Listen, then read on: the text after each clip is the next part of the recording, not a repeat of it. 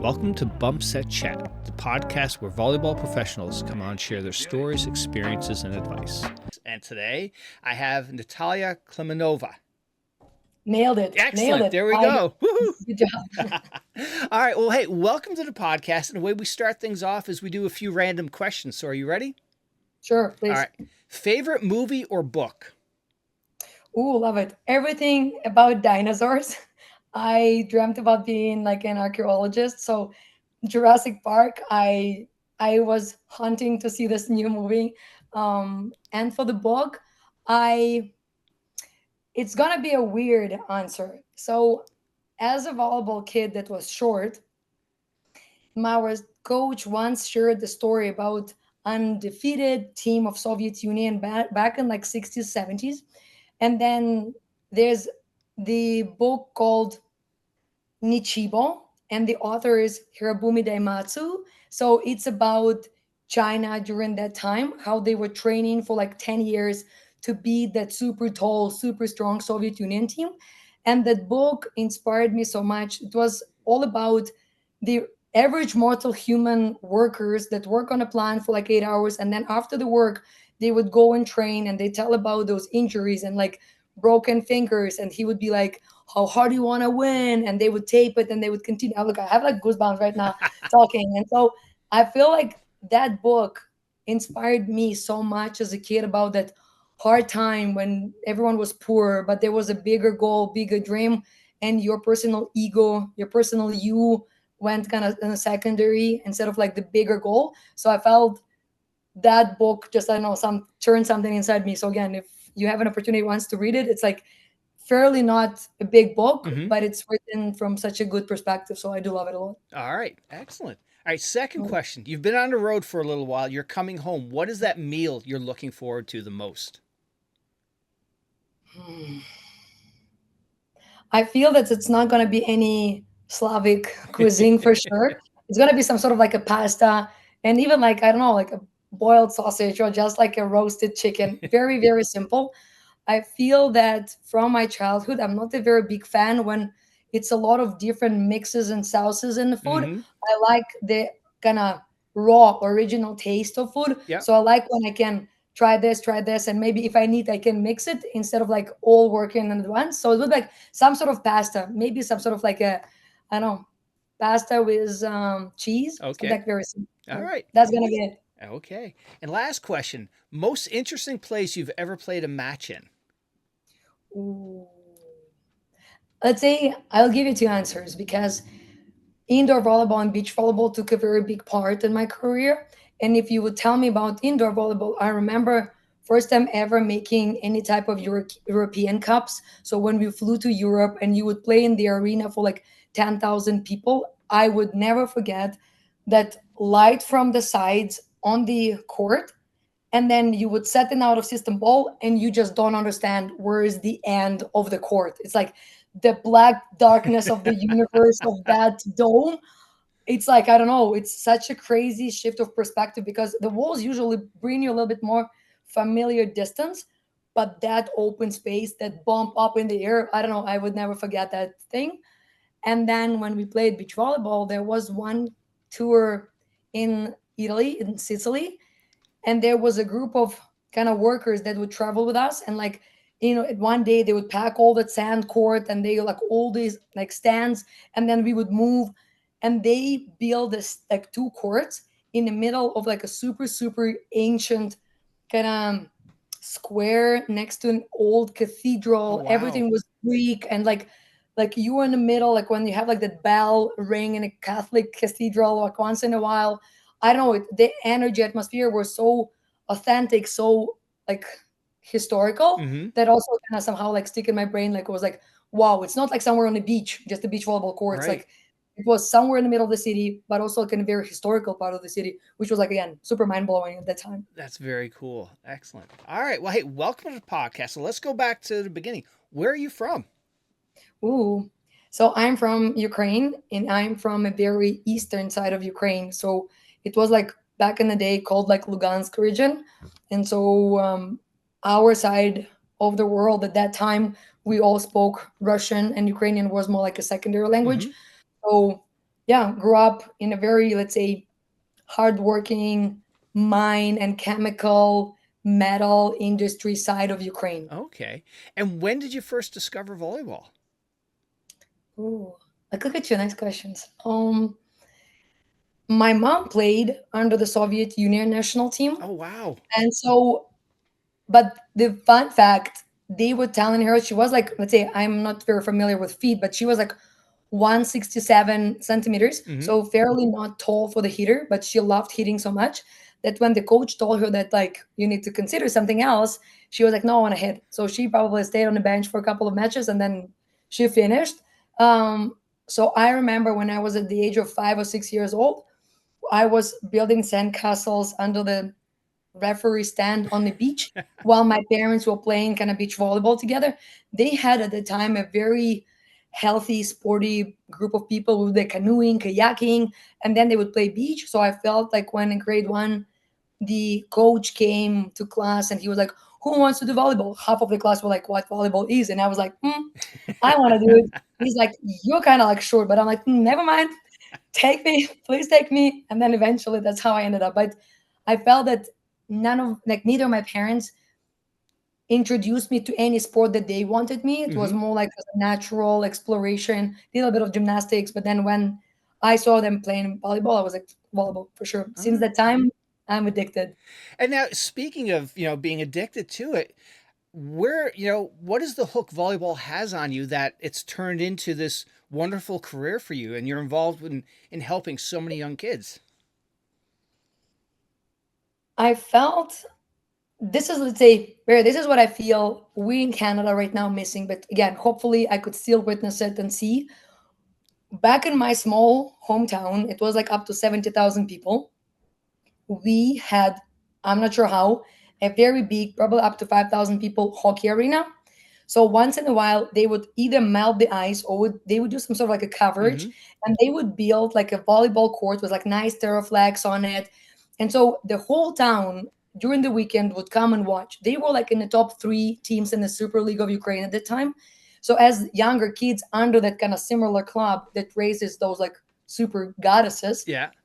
it's hilarious. We would like clean the floor, like shag the balls, and sitting on a side, just cleaning the ball and giving it to the servers. You were watching how big those females have an impact on the whole community. Hmm. Everyone knew their names. The whole city was cheering. Again, check back, goosebumps. A whole city was cheering.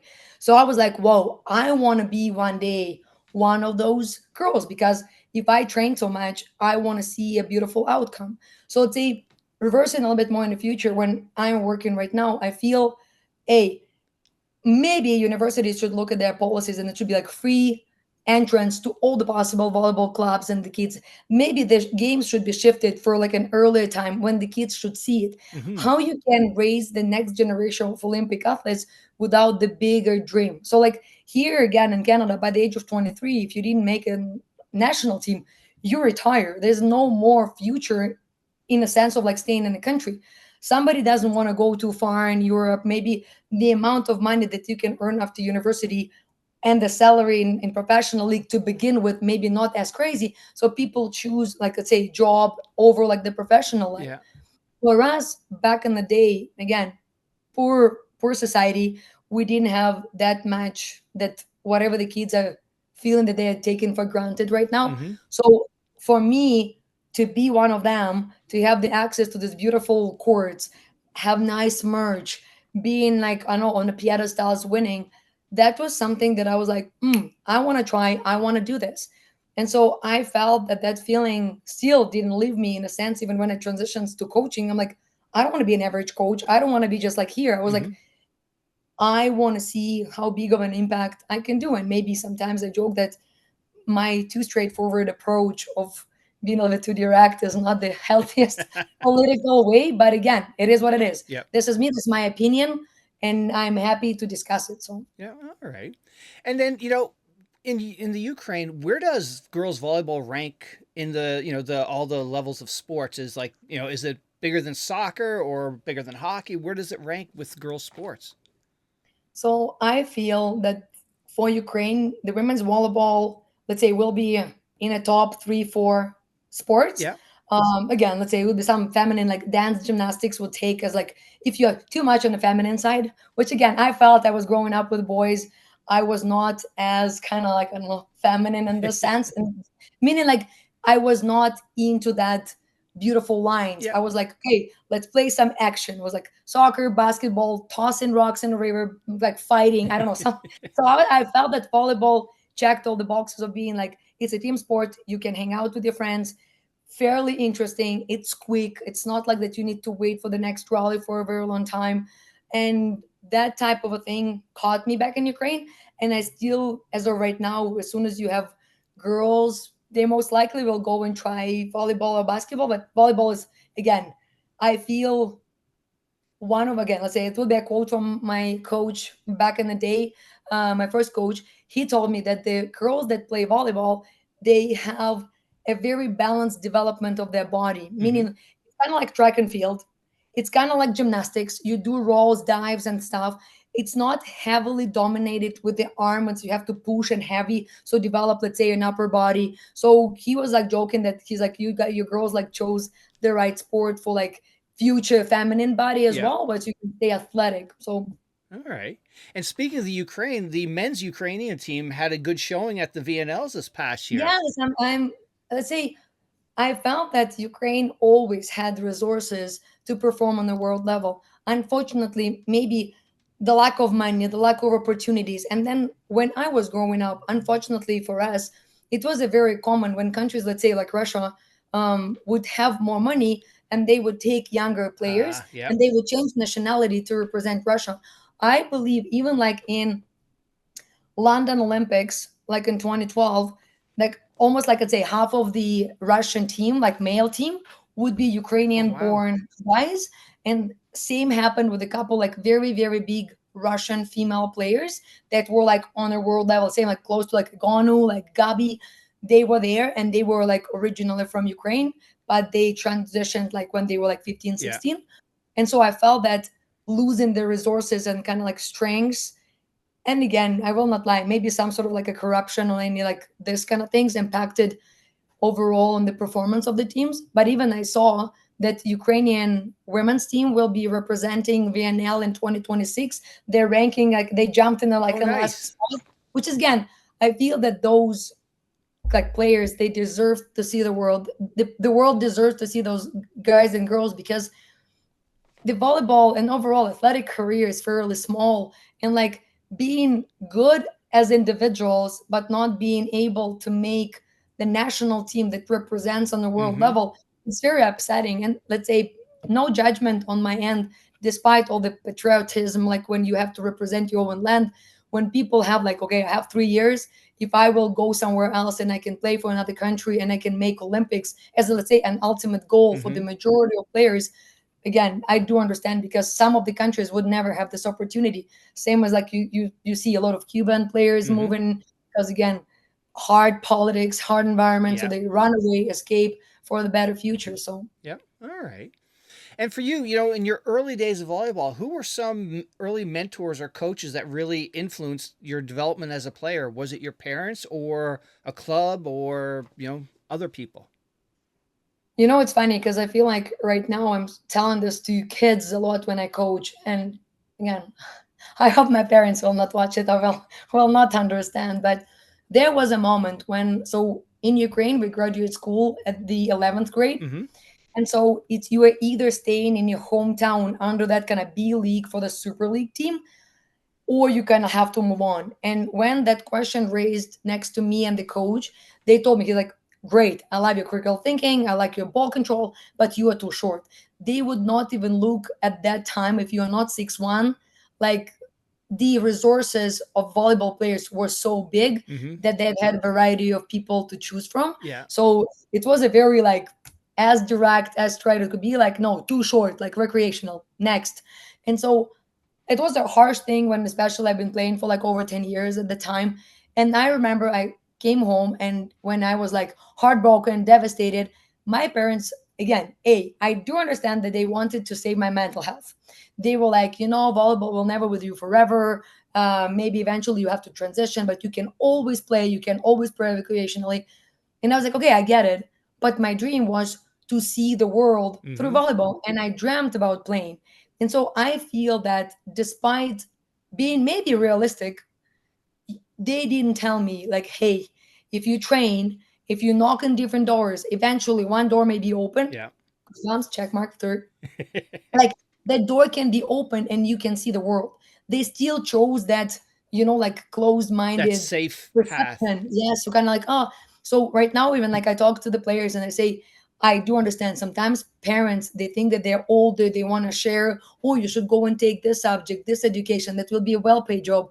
And then we raise people that end up working 40, 50 years, like cursing every single day, waking up and going to the job they don't like. Or like, again, let's say for my parents, if you do any art, music, or like painting, you're going to be homeless on the streets trying to sell your art. You know Yeah. what I mean? But Mm-hmm. then at the same time, you see those crazy stories of people like turning their art maybe into like an art design online, or like Yeah. they do galleries, they paint, they sell their like $1 million like paintings. So like, why we still cannot support the person's goals? And maybe again, some people like living and they're like, oh, like I wish I could try that because that was always my passion. And so I, despite my parents, I felt that they still pushed me to university. I went to like, I have 3 masters in Ukraine, so I was all about education, but I still played in a university team, which is again, let's say for us, it's like recreation, university, B, League B, Mm-hmm. League A, and maybe like a super league. So it's not even anywhere cool that you can flex about it. Yeah, you Right. kind of like half-ish famous, I don't know, in university, but not anywhere like higher. There's no media, there's no Instagram, there's like just a university team. Yeah. And so by chasing the dreams of parents and their goals, like when I was on a verge of deciding where to go, because like the war in Ukraine started, it was 2014, and my dad was like, hey, you potentially have to look into like something different. And when I kind of decided to go to Canada, and they were like, oh, take oil and gas. Like I'm like, stop. I was like, I have 3 degrees, I'm done. And I will take sports and recreation management, which I felt would be something that I would be interesting in, Mm-hmm. and it will be potentially my future. So I'm happy that eventually like the continents split us from that pressure. But then from the perspective of the coaches, let's say I played in university in Ukraine, and I still trained super hard. I never drank alcohol, no cigarettes, no drugs. I knew that my body is a machine, and whatever fuel I put in, that's how I will perform. So I was Mm-hmm. like, okay, we can fight with the genetics already. So I can work with whatever I have. And so I felt that by playing there, I was a captain, a setter, but again, I knew that I am too short for the setter to try out anywhere else. I potentially should have been switched to Libero. This is like another bigger question where even knowing that this is probably the job for that player, the coach didn't choose it just because for his team, I needed to check box as a setter because nobody else would distribute the ball how I would. Yeah. So then I would say my development as a Libero in the future was delayed good 6, 7 years, which is kind of again a very crazy impact on overall the Mm-hmm. future of the player. And then there was one day, one of my friends called me and she was like, we are playing beach volleyball tournament. My partner like injured herself. Would you mind to sub? And I'm like, yeah, sure. I was like, but I never played beach volleyball. I have no idea. So this story will not be like we went, we won. No, we lost everything. There were no miracles. But what I noticed because of my physicality and like the athleticism, I was running on the sand was like zero top of like heavy breathing. I would run to every touch every single ball. We slightly probably lost because the people were more skilled with those like ball Yeah. control. They felt because for me was the court was smaller and I was like, God damn it, give me like 1 more meter. I would place it in. And like those like 20, 30 centimeters impacted Mm-hmm. me that day like a lot. But a lot of players told me they're like, we've never seen an indoor player transitioning so easy for the sand. They're like, do you want to look at beach volleyball a bit more? So I started playing and playing and playing. Eventually, we started traveling abroad, and there was the time when we would play in an open Turkish Cup. So there was a game. We were winning like 1-0, almost won the second set, third set, 13-13. I would never forget it. We missed those 2 balls. They aimed my partner, and like it was like couple of shanks. We couldn't work out with them, and so we lost the golden kind of like match. Yeah. I remember sitting like covered my face with a towel. I'm like pissed, stressed, upset. And there's a lot of cameras. Everything is flashing around me. So we went. I got like the MVP of the tournament, which was kind of like like a rare thing. And I was like, wow, I like somebody noticed me because I was like always that short. Nobody even Mm-hmm. paid attention. And then there was like a random man who came from the stands, and he was like, "Where do you play?" And I was like, "Oh, like just in university." Like he's like, "There's one team looking for a setter. Would you be willing to come to Istanbul to Turkey like in 2 days?" And I'm like, "Say no more." And this is the craziest part where like I went back home, I packed my stuff, I flew to Istanbul, they bought me the flights. I'm standing in the airport, comes like a huge black Jeep, their window rolls down, and they're like, "Nataliia?" And I'm like, "Nataliia, who was that person? Which car was that?" So I sat in a car, and then I'm like, I will You didn't for even know sure this guy's last name. know nothing. There was a different person even in the car. Oh They my told me that God. one of the managers will pick you up. That's how much I wanted to play. Where like probably the consciousness like left me at the time, which like, and then remember like that time the phones were not that kind of cool and Mm-hmm. crazy. You couldn't be just like texting someone. So he was like driving the car, and he's like, "The team told me to feed you, so we're stopping somewhere at the restaurant." I'm like, okay, whatever. So we're stopping at the restaurant. I'm running to the washroom. There's a server, and I'm like, "Give me the Wi-Fi. I need to like answer it." So I'm sending my friends. I was like, "This is the restaurant. This is the location. If whatever you can like track my body, that's where I've been for the last time." So eventually, everything ended up well. We ended up in a hotel. He left me, and he was like, "In a couple of hours, your team will arrive." They were flying from Bulgaria, so they flew. I met the team, and the same night we are going to the gym. There, I was so stressed, and like how the psychologists are saying, when you went through so much stress, you have a blurry memory. You barely Mm-hmm. remember. If you would recall me anything from that day, I don't remember anything. I remember myself being in a big bus with the team. We're already dressed. I'm having like the full equipment of the team, and I don't have knee pads Oh as a my setter. God. So I forgot them, and I was like, "Oh my God," but I was like, "There's gonna be nothing that like kneecaps. I'm so sorry, Yep. but nothing is gonna stop us from digging all the balls. Whatever bruises and like floor burns I need to take." So we won the game. And the craziest part, I was thinking that with my height, I would be more like as a backup setter from the Mm-hmm. back row. But he was like, "If you want to sign you, like I need to show you what you do." And so the 5 days we played the Balkan Cup. There was like Romania, Bulgaria, and Turkey. So we performed pretty well. And then eventually they were like, "Oh, like we want to offer you a contract." So that was like the highest, like I know, like feeling that I experienced. And it's funny how here I didn't even need money. Like that was not even like, "Oh, I want like two, Right. $3,000. I was like, "Sign me, like let me prove my worth." Mm-hmm. Like that's how much I wanted to go and play. And so I started playing there. Then it was like a couple more seasons in Europe. And I would say, even though those like coaches, male coaches, had an impact, but there was like one call that I remember. I came back from Europe. It was summer, and I was like, "Oh, during the summer, I developed this kind of habit of traveling and playing beach volleyball, seeing my friends." And I feel like players who play beach volleyball, it's like a camp. You like a family. You travel together. You all know Right. each other. You hang out. It's already like some internal gossip and drama. So you're already involved in all of that kind of TV series. And so in a couple of days we're supposed to have one of the biggest, it's called Korpiv Hutter, like biggest tournaments for beach volleyball. And I received a random call, and they were like, "We know about you somehow from Europe. We never seen you in Ukraine. We couple times tried to get you, but you already would sign a contract. We are going to the training camp." Like, and Barry, you would never imagine training camps in Ukraine. I'm not gonna state for any other teams anywhere in the world, but that Soviet approach, when you start, let's say, on the 1st of July, 21 day, kind of zero breaks, 3, 4 practices a day, Oh wow. with like one day off in between, like let's say 3 heavy days, one day off, 2 heavy days, one day off, and it's like this 21 day, you question your love to the sport. Yeah. Right. You start being like, do I actually want to do it? Then you come home, you spend 5 days, and you go over to another August camp. And we talk that the season starts in October. Oh my So then God. in September, you have the training camp, normal in a facility in a city where your team is located. But those two camps, they are somewhere either in the mountains or in a super remote territories when you just again questioning your existence, like everything. And Wow. so that team at that time, they were fourth in Ukraine, so they reached out to me, and they're like, "Hey, would you mind to come for a couple of days for the training camp. We want to see you. And I'm like, yeah, sure. So when somebody tells you, you want to see you for a couple of days, I'm like, okay, I will get like 2 pairs of shorts, 2 t-shirts, like very light backpack. Mm-hmm. So I get like the bag with myself.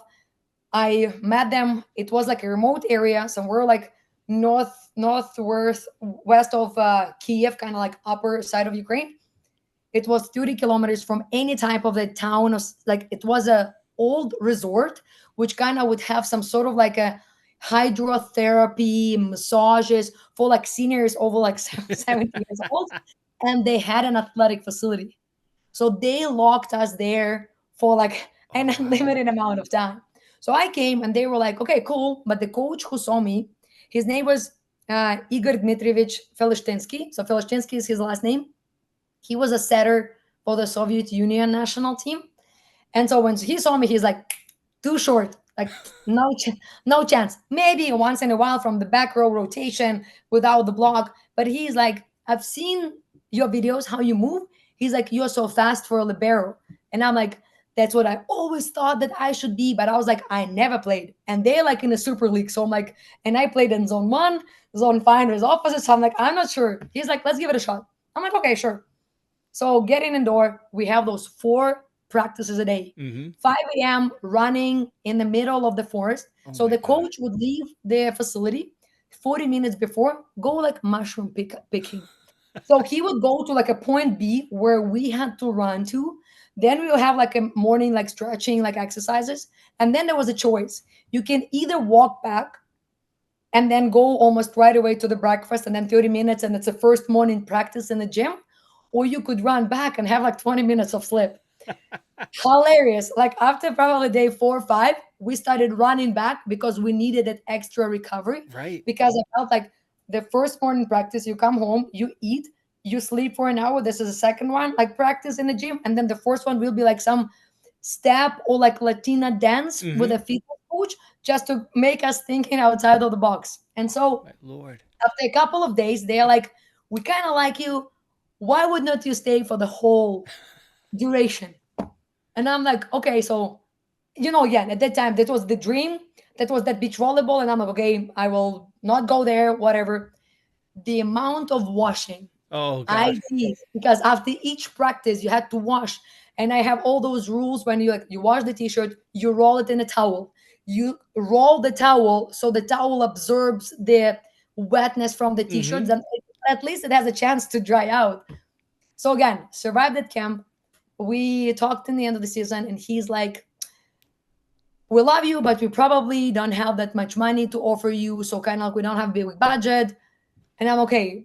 At that point, I already played, and I was like, if I want to stay in Ukraine, I still need to survive. So I'm like, if you're not gonna offer me money, I was at the time already like probably like 20, 25. So I'm like, I need to be paid. I'm sorry, guys. Like, and the worst case scenario, I can go back to Europe. So heartbroken, crying, kind of leaving Oh. the bus. They kind of like went back to their hometown. I'm renting an apartment in a different town.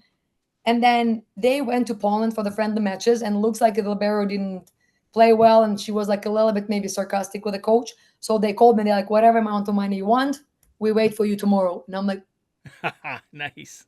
so I called my mom, and I'm like, "Okay, I am giving up an apartment. There will be a big bus that will pick up all my stuff. I am moving to play more." She's like, "Oh my God, you're 25 years old. What about family education? You just got an offer to get PhD, Yep. PhD, like in some veterinary medicine, because that was part of my education." And I'm like, "No, volleyball." So I felt through the voice. She was super upset. So I went to play for this man. And if you would ever Google in Russia, his name was Karpol. So Karpol is, again, I feel one of the craziest coaches in a sense. He was so loud, so mean, so demanding, so such an authority for the Russian national team. And he coached Uralichka, which was like one of the top teams at the time. And I'm sorry for referencing so much that type of the world, because It's before the okay. war, we were like very much speaking the same language, sharing the same culture. So I felt that like those people played Olympics, and those people, some of them grew up with you in the same side of the world. So like you were cheering for that team. Right. And so Our Filishtinsky and that man were like besties. So that was the similar type of coaching where like they didn't believe in like a nice, healthy environment. It was the most toughest. Like we bought you on the market. You have to perform. If you can, there's like 200 people behind you who's ready to take your spot. So no proper recovery, Oh like my mental lord. health. I never heard about it. Concussions from volleyball, they didn't exist at that time. Like you will be banging your head like the craziest it can be. He will like swear at you and say, stand up, it's just a ball, right? And I would never forget, Barry, my first year with him, I would clap on a bench like the whole match. It will be the third set, 23-21. We are losing. He's like, Klimenova, go. Change the end of the match. The Oh my way god. how scared I was. You are cold. You're not meant, as much as you move on the bench, it's still like there's zero touches. Yeah. And then for sure, you're coming from the bench. Who are they gonna serve? They're They're gonna like, serve you. you little. Oh my God! The amount of pressure, stress, and then let's say even if we would not make it like anywhere after that set, he would be, you lost the match. Oh my lord. You are the problem. Like, why did we even sign you? So there was a lot of questioning of your existence to continue Right. with. And then ours, so that year, this dream was still to go back home to that home arena. But again, there was at that time already the war, and so the East was not safe. So every game for the hometown Severodonetsk team, they were moving anywhere more neutral. But then year two, that was kind of like a little bit better at the time. And so the final four, we ended up going to my hometown. So now I'm like, oh my God, I'm gonna play in that hockey Right. arena. It's gonna be amazing. And it's kind of already like second year. So I'm like halfway pro Libero. That's what I was thinking. And again, the Libero that was playing over me over like that 1 year, I felt that she could not cope with the pressure. Mm-hmm. Somehow I felt that he just saw in me that he could go as hard as he wants. But also I saw that that was his strategy. But he was like a normal man outside of the gym, and you can literally talk about volleyball and stuff, and he would be like a very good one. So even later on, he confirmed that he saw with my mental side, he could push me, and the Mm-hmm. rest of the team would be like, whoa, we need to work. And those like 7 feet tall females would start moving. And then I would not kind of, let's say, turn and leave the gym, or we'd be like, I'm done. I would still continue working because I'm like, yeah, whatever, talk. I Right. I will still do it. So we won at home, and the whole like hometown was watching. My parents were there, like everything was awesome. And then the next morning, I received a call from my hometown team being like, "Hey, we want to offer you a contract." And I was like, 9 years, Barry, 9 years ago, I was not good enough for you. Yep. Now you are not good enough for me, and I didn't accept it. And I Wow. feel like goosebumps. Yeah. And I was like, I felt that it was like the peak of my athletic performance in the sense of like when I tell the kids that somebody cut you from the team, you didn't make something like a provincial team. It's never gonna be a week, a month, a year. Mm-hmm. For me, it was 9 years. Where 9 years I had to go to bed, believe in my dream, waking up and still working for it, while the whole external world would tell me you are too short for this Right. play. And I stayed loyal to the dream, to my personal self. And so sometimes I feel that the things that happen to younger players where they not get as easy the desirable result, the desirable team, or again, provincial team, maybe Mm-hmm. like next gen, Olympic team, whatever. It's kind of like a test from life, which again, as much as it's gonna sound cruel and bad, I want a lot of kids to experience as early as possible. Yeah. Despite parents trying to fix it and cover, maybe bribe their way into other clubs, I want you to understand you either will build a champion with a character that will be resilient and ready to work, greedy to prove, or you will just, oh, it's not for you, it's okay, like, and then again, that's we talk, maybe it's okay and this is not your path, but it's also like then you are not building that resiliency inside Yep. of the player's kind of soul. So I tell everyone, I'm like, 9 years, not even 2 years, a year, like 9 years, when you had to go through injuries, like stuff, but you stayed loyal. And so that man on the team in the last day when we were the contract was done and I planned to play one more season in Europe, he hugged me and he said, every time when you will go anywhere else, I will sign under your last name that you are an athlete. From to hear it from him, Mm-hmm. when he would tell like, oh, you players, you don't want to go to the open ocean, you want to choose a narrow, shallow, warm puddle where you will succeed, like you not want to push. He told me that I was a player that he could sign up behind. I was like, oh my god. And I was like 3 times I almost like thought about committing a suicide playing for you, Wow. you crazy grandpa. It was like so wild. But he told me later on, we chatted, and Barry, as much as like I call him every year, I tell him happy birthday, because that man saw something as me and me that not a lot of people saw. Mm-hmm. And then, as much as it was tough, but he believed that I can become that player. I'm calling him and I'm saying, like, everything that I have right now, I owe you. And that season when you believed in me, I never played. He saw me and he let me grow. Again, how grow? That was his harsh environment. But again, when I look back and I look a lot of different interviews for people from Eastern side, like Soviet side, those people didn't know anything else. It was like hard, break everyone, and you can either make it or not. If you would break, the amount of people being ready to take your spot was so big Yep. that they could like sub you like just like a piece of meat. It was never about like a personalities, you know what I mean? Yeah. So I feel that man had a very big shift in the sense of like, he gave me an opportunity to become a libero. That's how libero brought me in the future to Canada, and that's kind of the start of a career, because knowing the truth too short, and then eventually my knee started giving up because I had to jump too high up to barely get Mm-hmm. this much of the net, landing and pushing. And again, the only solution to jump higher was weights. The workouts was crazy, and the jolting was Yeah. not very good. And again, at that time I probably would say I would still will do a surgery, would recover and still play. But he offered me a different position. And again, I was like 25 years old by the time when I started for the first time ever playing libero, Wow. which is again pushing an idea of being versatile player, Mm-hmm. well-rounded player. That's why again I was like, I don't believe in early specialization. In Slavic countries, we had to play all positions, because now I'm saying, when I am as a libero, I know what all of you hitters are told to do in which type of scenarios, with which type of a pass and which type of a set. So defensively, I will read you like a book and play chess one step ahead of time. Mm-hmm. So like, by playing everything, you know the expectations, you know the standards, so then you can counter play, kind of faking something, building an offensive cool play against that position. Yeah. And that's what I hear a lot from a lot of American players, American coaches talking about the European. They play everywhere. And I had Molly McCage on, who went to Mhm. Texas, and she said, don't put the middle kid, or don't put the tall kid in the middle. Let them play all around. And this is what they all do, right? And then again, tall, because maybe that was the peak of the growth they had done. Now for 2 3 years they didn't pass, serve like Mm-hmm. properly, didn't get the balls. And then, okay, you are too short now for a middle, so move somewhere. And they're like, oh, but I never passed the ball, I never did Right. this.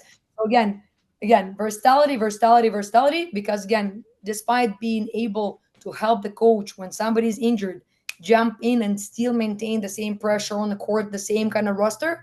Like, again, I'm a big fan of this. And as more people can hear it, parents, I feel, because again, a lot of parents would not understand what volleyball is.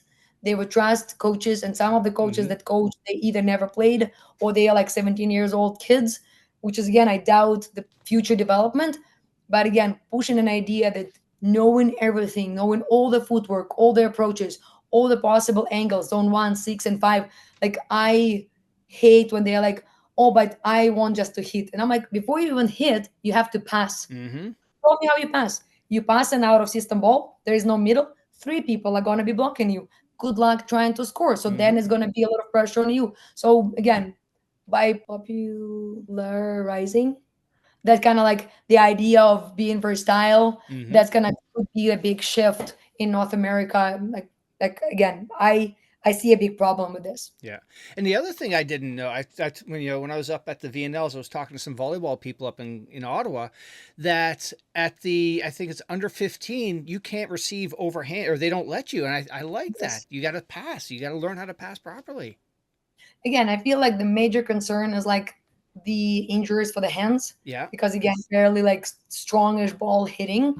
Yeah, movement for the platform. But then again, let's say what volleyball they will eventually play. You know what I mean? Like this volleyball, can they set? Can they pass? Can they dig?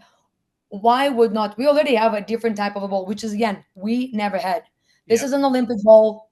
You are 7 years old. This is the ball for the sport, Yeah. and There's no I do volley understand. lights or anything like that. Yes, Yeah. and I do understand. Like they are like healthy for the joints. Like I do understand it, but then again, you also do a very easy volleyball until they are like 16. But let's talk again, Canada. We retire at 23. So from 17 to 23, which is 25, probably will be the peak of your mental performance. You are confident. Finally, everything is like built inside you. You're resilient. And the volleyball's on the peak. Your body is on the peak of the performance from 25 to 33, I would say. Yeah. That's that nice kind of curve.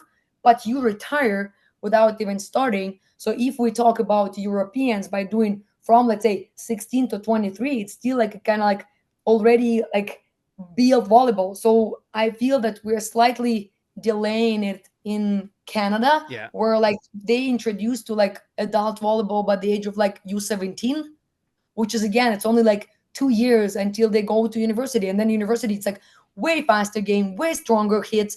And they're like, whoa. And then again, 2 years of university, the Rockies are like, what is happening? This is not the volleyball I played. So despite again using lighter balls and Mm-hmm. everything, I teach the players an international Olympic national team volleyball footwork, thinking, Mm-hmm. blocking, what do you need to watch, any type of tipping, what is the strategy of the defensive system they will use, what are the weakest spots we will be.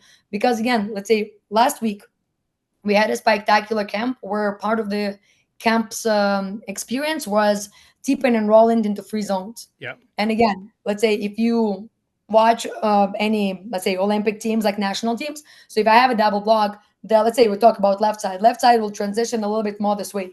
The left side would never come so close to cover from the block because this is the one of the machines that I need to use to attack. So when I played, any type of the blocking too. The ball behind it was my libero job. Yep. Coach was like, "That's what I pay you for. That's your dig. Setter's job to set, and I pay goosebumps that girl to hit this ball." So now we here put this left side over here. You would not believe 9.8 girls out of 10 would still tip this ball behind. Again, we still managed to lose it here. Yeah. But I'm like, what about this zone? Right. It's like you can toss it with two hands as high as possible. There's gonna be nobody. Deep one, pot. But again, like I do understand. Coaches adjust the system towards the level where the kids are. Mm-hmm. But why would not you as a coach being, hey, that's what they play, toss that way. Right. You know what I mean? So even like we talked about it, I described it, I showed them. As soon the drill started, back to what was comfortable, right? Yeah. So again, I had to stop it. We had to talk, and I was like, try, risk it, overcorrect yourself, do something different. When you stay in a pattern movement, nothing is gonna change. You Right. need to do something different. And especially again, if you cannot overplay somebody with the height, you need to overplay with your brain. Yep. So think outside of the box. And this is the problem because I feel that when I work with them, there is a basic position as a home position. Then you read in system or out of system. Is it gonna be dump, front throw or not? Mm-hmm. Middle, front, back, whatever, left side or right side. So then from here, you read the pass. You read it's gonna be aggressive. So we stay close for the tip. Is it out of system? I pull back and then from here I move. I don't just tell them stay here because the tendency shows that a lot of your kids hit here. Yes, at that year, it might help you with the playing as a coach Mm-hmm. with the season. But now again, we postpone the development, the critical thinking, the vision of the game, these kind of mind games of the player. So again, I am a big fan of I don't care if you don't win anything until you are 16 years old. Yeah. I don't care. Those are medals that don't make sense. I do understand they make kids happy, parents happy, Right. ego of the coaches happy. But again, this is so far away from what volleyball actually Yep. looks like. And if you win that and then you have like a crown that I'm so good, it's gonna ruin the future. I would rather lose or even like play meh, meh, meh, whatever at the time, by the age of 16, we worked for like 2-3 years of a good volleyball. Mm-hmm. Now, when we finally got stronger, more athletic, I can see the mindset of the game. Show me what you can do that time. And I feel like if you will raise with that approach from the younger age, that's going to be a completely different level. Yeah. Yeah. And just talking about how, seeing the court and adapting, knowing your limitations. I've had Taylor Crabb on, who was a Mhm. 6 foot, he was an outside hitter at Long Beach, but he was like, I'm shorter compared to other outside hitters. I just can't whale away the ball. I've got to find and adapt and, raise my volleyball IQ to defeat whoever I'm playing against. And that's, exactly what you were just talking about. Yes, and again, like big believer on of that. Way more tools in your toolbox. Mm-hmm. Pressing, pushing, teeping, rolling. Again, I tell every kid, again, it's like a classic my thing where we all know when you see the elbow, it's going to be a teep or a roll. Yep. Okay, and then I will show the elbow, they would move, and I push all the way back. So I'm like, but again, I know what you know. I want you to bite. Mm-hmm. You move, I catch you, and you get look like embarrassed because you kind of counter move this way. So Yeah. what if I would stay in defense and I see, okay, I don't see an elbow, she might be swinging, but I still wait. There's this, okay, you're like, she can dump, but I'm not gonna move. Similar idea for the beach volleyball when the defender at the back, as soon as you will guess, they would see it, they will catch half Yeah. of the court, you will lose this ball. Mm-hmm. So you need to see it as long as possible, see the touch and then react. Same idea here. I was like, let them touch, trust your speed to get there instead of like trying to predict the Right. future, and then kind of like impacts the overall kind of lack of the game understanding. Yeah. And more you watch professional players, the less they move, the better they are. I Right. joke and I'm like, I don't want to see a ninja who's like super fast, moving so much. I was like, give me a Tibetan monk. Mm-hmm. You found Zen. You stay, you're locked. This is the game. Ball, I turn. That's my focus. For me, it's funny how they say, like, oh, but she's such a good player. She's like diving all over the place.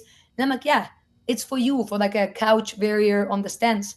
For me, A, wrong position. B, you were too late. You pulled the emergency dive as like the last resource Yeah. when you can stay on your feet, make a better delivery, and then move and cover. Because after you touch, when you're on the floor, we're -1.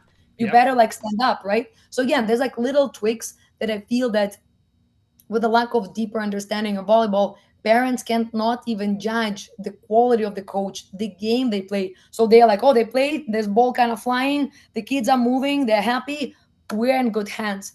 And this is the problem in my eyes. Yeah. Yeah. Actually, my daughter was just at a setters camp a couple of weeks ago, and I picked up on something I never even knew. The coach was telling her, watch your passer's platform angle, and you can read where that ball is going to go. So you already have a jump of gauging of where you need to go to be to, set that ball. It's like, ooh, that's a good one. 100%. Yeah. 100%. Because again, there's so much correlation and dependency on little things. And as more they will start reading, understanding, because I always joke, like, like those, again, don't quote me, but I'll try to say that law of physics, when in the younger class, the reflection of the sunlight is equal the kind of bounce of that Mm-hmm. sunlight, kind of the same like reflection. Same idea I teach with the platform. Like you do this, there's no chance the ball can be returned. So your angle should already face that way. So more you toss something similar, understandable for the kids from a very like everyday life, the more they're like, oh yeah, that's gonna make sense. So then they do, instead of like keeping that vocabulary in the standard from the professional times back to them, they're like, okay, cool, I don't know what you mean, like tilt your shoulders to reflect, like whatever. And then you bring a little bit easier things, and the same as like you see, like you said for the daughter, like when you read this, you could see if they are gonna be to you or it's gonna be like somewhere up, so you can already prepare to hustle for that ball. So like again, thinking. This is the answer in volleyball. It's way more complicated game rather than athleticism. It's more about like how cool you can read, how cool you can fake. Mm-hmm. And again, like you because you watch volleyball, like Erwin Ngapet, like that French left side who Yep. kind of scores like crazy, right? Again, he is outside of the box. He Yep. shows something nobody believes, and then he pulls and move when like catches everyone off guard. But again, which is I tell everyone, you cannot teach this. You need to teach fundamentals. Mm-hmm. And then by the time of like the kid is like 22, 23, when you can set me all of those balls in that target, when you can pass me all, you can go and develop your own style. You Right. want to cross your feet and pass, do it. By the time you have such a good ball control with your platform that you can compensate with your angle, when you are young, I want you to stay as wide as possible, Yep. deliver the ball as best as you can. Because again, fundamentals and quality will beat that kind of craziness Right. and like big personality kind of thing. Yeah. So Absolutely. All right. So you had a pro career. I didn't know you had a pro career prior to coming to Canada. So yeah, it is. first of all, what brought you to Canada?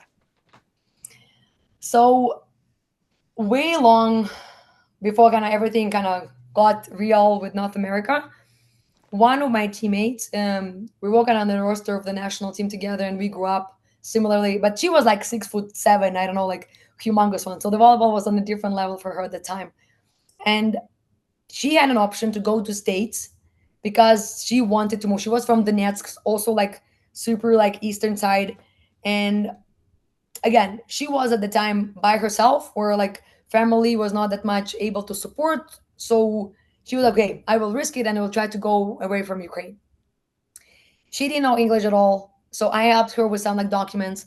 But her couple of years of pro career at that time impacted the NCAA Div 1 division eligibility. So, but for Oh. Div 2, they did not calculate it somehow. So she had still 2 years of eligibility. So she went to play, I believe it was a Wolfpack. So she played there. And then she called me and she's like, one Canadian team wants her to transition to get masters. Because again, don't quote me for right now, Yep. but the time when I played 2017, 2022, the women's volleyball in Canada was the last sport that did not calculate their professional eligibility. They started like tuning down on like male sports, Mm-hmm. but female kind of stayed. So we kind of jumped in that like last train, and she moved to Thompson Rivers to Tier U Wolfpack, and she was like, "You should come." And I'm like, "I'm done." And I was like, 3 degrees. I'm like, "I'm done with school, like zero chance, and they don't pay you." I'm like, No." But then that was the point when the war started kind of Yep. escalating, and my dad was like, "It's not gonna be good in Ukraine, so you have to consider something else." And I found while playing in Europe, I feel like Europe has such a big heritage in a sense. You would never be there like local. I feel North America has a little bit easier kind of view Mm-hmm. upon immigration because again, maybe like not you, but your grandparents, great grandparents, somebody immigrated from Yep. somewhere. So I was like, okay, maybe I can give it a shot, maybe play a year and then see if it's going to work or not. So we kind of spread the word that there's a Libero that is planning to come. And I got a couple of offers. And again, it's hilarious, but there were two options. It was actually in Calgary, it was UFC, Yep. the Dinos, and MRUS Cougars. Everyone jokes when I'm like, I do not love red color. Like, I am not a fan of red color. And when I looked at the gym, Uh-huh. the whole gym is red. I'm like, I'm no out. chance. No chance. And they were like the top team. They were Right. winning national championships. Like at the time, Natalie was the coach. And I'm like, nope. I'm like, I can't see myself. I will go wild. I still don't understand how people can be like, red color, like paint everything in the gym. And so, but then I look at the Cougars and I was like, oh, blue. I like blue. But they were like somewhere in the end of the scoring board. But I'm like, okay, smaller school. We'll see how it goes. And so we talked. But again, another like crazy side of it is that there are some universities in Canada where you can enter university and already play with a very bare minimum of English, Mm-hmm. and you take English classes and kind of like move on, move on. MRU needed, goddamn it, 86% academical English. Oh wow. So I was playing my last season in Romania, and I already knew that I want to try. So because like you had to like send the documents a year before and everything. So I hired a tutor to pass, like it's either supposed to be IELTS or TOEFL to like that English test. So I went to pass my first test, and let's say it was like 7 should be the passing kind of score. Mine was like 6.5. So when we reached out to university, they're like, not even close. Maybe come next year. I was like, God damn it. So I had a tutor. I worked, and I almost like every money, like every penny that I made through the season, I was paying for the private lessons with the English instructor that would just prepare you for that class, I went to another town, actually in Brasov in Romania. This is the town where like a Dracula is from. Oh, So I'm like, okay. okay, cool. I will go past English. Also like see Dracula, love vampires and all these stories. I'm like, cool, traveling. So I went there, get the test, coming back the same results. So I'm not passing it. I'm like, Oh, God damn it. They're like, you have the last chance to pass it in Ukraine. It was like the last closest one to the kind of acceptance to the university. Studied again, code in Kiev, didn't make it. 6.5, it has to be 7. They're like, no. oh my God. So TRU said if they don't sign me in Calgary, they will take me there because they could have let me kind of ease. And at that time, Sandra Lamb was the coach of Mount Royal, and she was like, okay, god damn it. So they somehow nailed where I flew to Canada with like a kind of visitor visa. And I had to take classes at MRU Mm-hmm. for like English, 3 months. And then in 3 months, I would either pass and will be accepted to university, or I don't and I'm not. Oh my So I was Lord. okay. I was smart and I was like, okay, I will try to pass the first time that English class, like outside of even school. Barry, I Oh. still failed it. Oh I four no. four times I failed the test. Even like like those stories. One time and second time, no, 4 times. But I Oh my passed God. the university English, so I got accepted. So even like my rookie year, I started playing from February, like whatever, January. So I was not even playing kind of my first full year. But that's how. Again, the pass was not easy. It was not like Right. woo easy enrollment. And that first year at playing for the Cougars, how was the level of play compared to where you were coming from? I got to think, you've played pro, now you're coming sort of down to Yes. college or youth sports. Yeah, that's what I felt, and especially let's say again, you don't hear much about Canadian like national teams or like let's say even like U sports there. Again, states you kind of hear NCAA, D1, Yeah. like Big 10, Big 12. So you watch some of their games and you know some of your European friends who eventually ended up playing there. But when I came to Canada, it was completely different because the physicality, the athleticism, the game, this slow kind of game Mm-hmm. was opposite. So I felt that, let's say, at some point it was easier for me, Yeah. but I felt that our team could have done so much better, but we needed to go through such a major, drastic changes, which my first 2 years, we barely made playoffs from the last spot. Matt, like either UBC or somebody else, they would kick our butt Yeah. like 2 games and we were out of playoffs. So I had to talk with the coaches and I was like, okay, if we train so much, like I'm not here, like I'm 27 years old. I'm like, I am not for fun. If you want to do for fun, I'm out Right. because I am so competitive. It stresses me out to lose and seeing the girls, how in Canada, you lost. It's okay. Tomorrow we'll Right. play again. And I'm like, what do you mean? Like, at least have a little bit of like, okay, God damn it, we lost. Tomorrow we can fix this and this. I felt that my first 2 years, there was nothing like there. They were just happy to wear the jerseys, Right. be kind of famous in university, and that's all.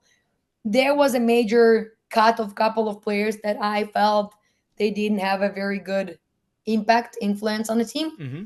So as soon as those 2 years went by, I felt one of the major problems probably went because I was the first foreigner on the team for the coaches as well. They probably didn't do the proper introduction where they should have spent time when I should have shared with the players where I'm from, what I went through. Right. Because again, when I came for them, again, sorry, I was like a bitch, where it's like, I am tough, I am direct, we work, and they were like, whoa, what is happening? Where's Why are you this so like, angry at me? hey, like everything is great. Yeah. I still remember my first couple of months, there was a drill when we had to chase the ball and kind of trying to bring it back. And the player ran, she even didn't touch it. She dove like 2 steps away, like from the ball, and everyone was like, good hustle. And I was like, she even didn't touch it. So like, what type of an effort was that? I was like, dive, hit the floor, touch it. It went like 10 degrees off where you. That's a good hustle. So they were also like, oh, like like you're such a bad one. Right. So I also didn't understand like why that was okay. And then there was one moment when we played at U of A, and the setter would set like literally like low sets, and the middle would jump and the ball was somewhere here. So in a huddle, I was like, hey, you tell her what you need, and from the side, you potentially need to set higher. Yep. That's all what I said. I spent a night at the coach's room. That my job is to only to play. I'm not Oh. here for fun. But I was like, I sat, and we are like in the middle of the game. You sat 3 4 times. She can't hit it, so we need a twitch right You're here, just right trying to now. help. You know what I mean? Again, and it was not like swearing and being like, you be better. I was like, hey, figure it out right now because it clearly impacts our performance. Yeah. So first 2 years, I also felt that I don't belong there because they are younger, they are not in the same mindset. Yeah. So I was in a very dark place where like I would, again, going back, the gym was always with me no matter what happens in my life. So after each practice I would stay for 3 4 hours working out in the gym just so I would not go home to a lonely room, no family, no Mm-hmm. friends. And so again, I felt that transitioning to Canada was not done properly, neither from my team nor to me, because I am an adult player. I am by Right. myself. There's nothing like an introduction into the society. And especially, I felt that when you play pro, you have a manager of the team that solves all the documents, all the problems. Your job is like to come on time to the practice. The food is ready for you. You go to the restaurant, you eat, you go back home. Here was like, okay, you need to get all of these documents, medical things, like social number. And I'm like, where do I even go? And so I felt that nobody took me under the wing and Right. spent Especially you time with being me. their first foreign student. You There know was what I no. mean? So Yeah. that's felt very weird for me. So again, first 2 years were like dark, Mm-hmm. and even let's say like right now when I'm looking back, so according to the student visa as a foreigner, you could work 20 hours a week. So let's say you can make only 40 hours bi-weekly, but then again, God bless your soul if you can make it because university practices, and the only chance for me would be to work on the weekend, Yeah. and on the weekend we travel. So there would be the month where I would make maximum like $900, and I had to pay for the room 750, Yeah. $100 for my bill, and I would end up like 90 or $100 maximum for food per month. Wow. So I was boiling rice. I had this stupid yellow margin. That was my food for like 4 years of university, where like you take nutrition classes, Mm-hmm. or like as an athlete, you have to do this. Then, you fully study in like English. I had to spend more time to understand what I need to do. Bare kind of like malfunctioning with my diet because again, I don't eat any fruits, no meat, like nothing into intake. Only when we were traveling somewhere I could eat properly because they would kind of cook for us. There was Yeah. like they didn't pay us kind of money. They would cook for us. So that was the time when I could like eat. Oh But my then again, God. how much do you eat? So then at night you have to play. So like you don't want to have a heavy stomach. Mm-hmm. I remember the conversation I had with myself being like, hey, Nat, it's going to be 5 years of university. It's going to be hard while you are an immigrant with zero kind of paper.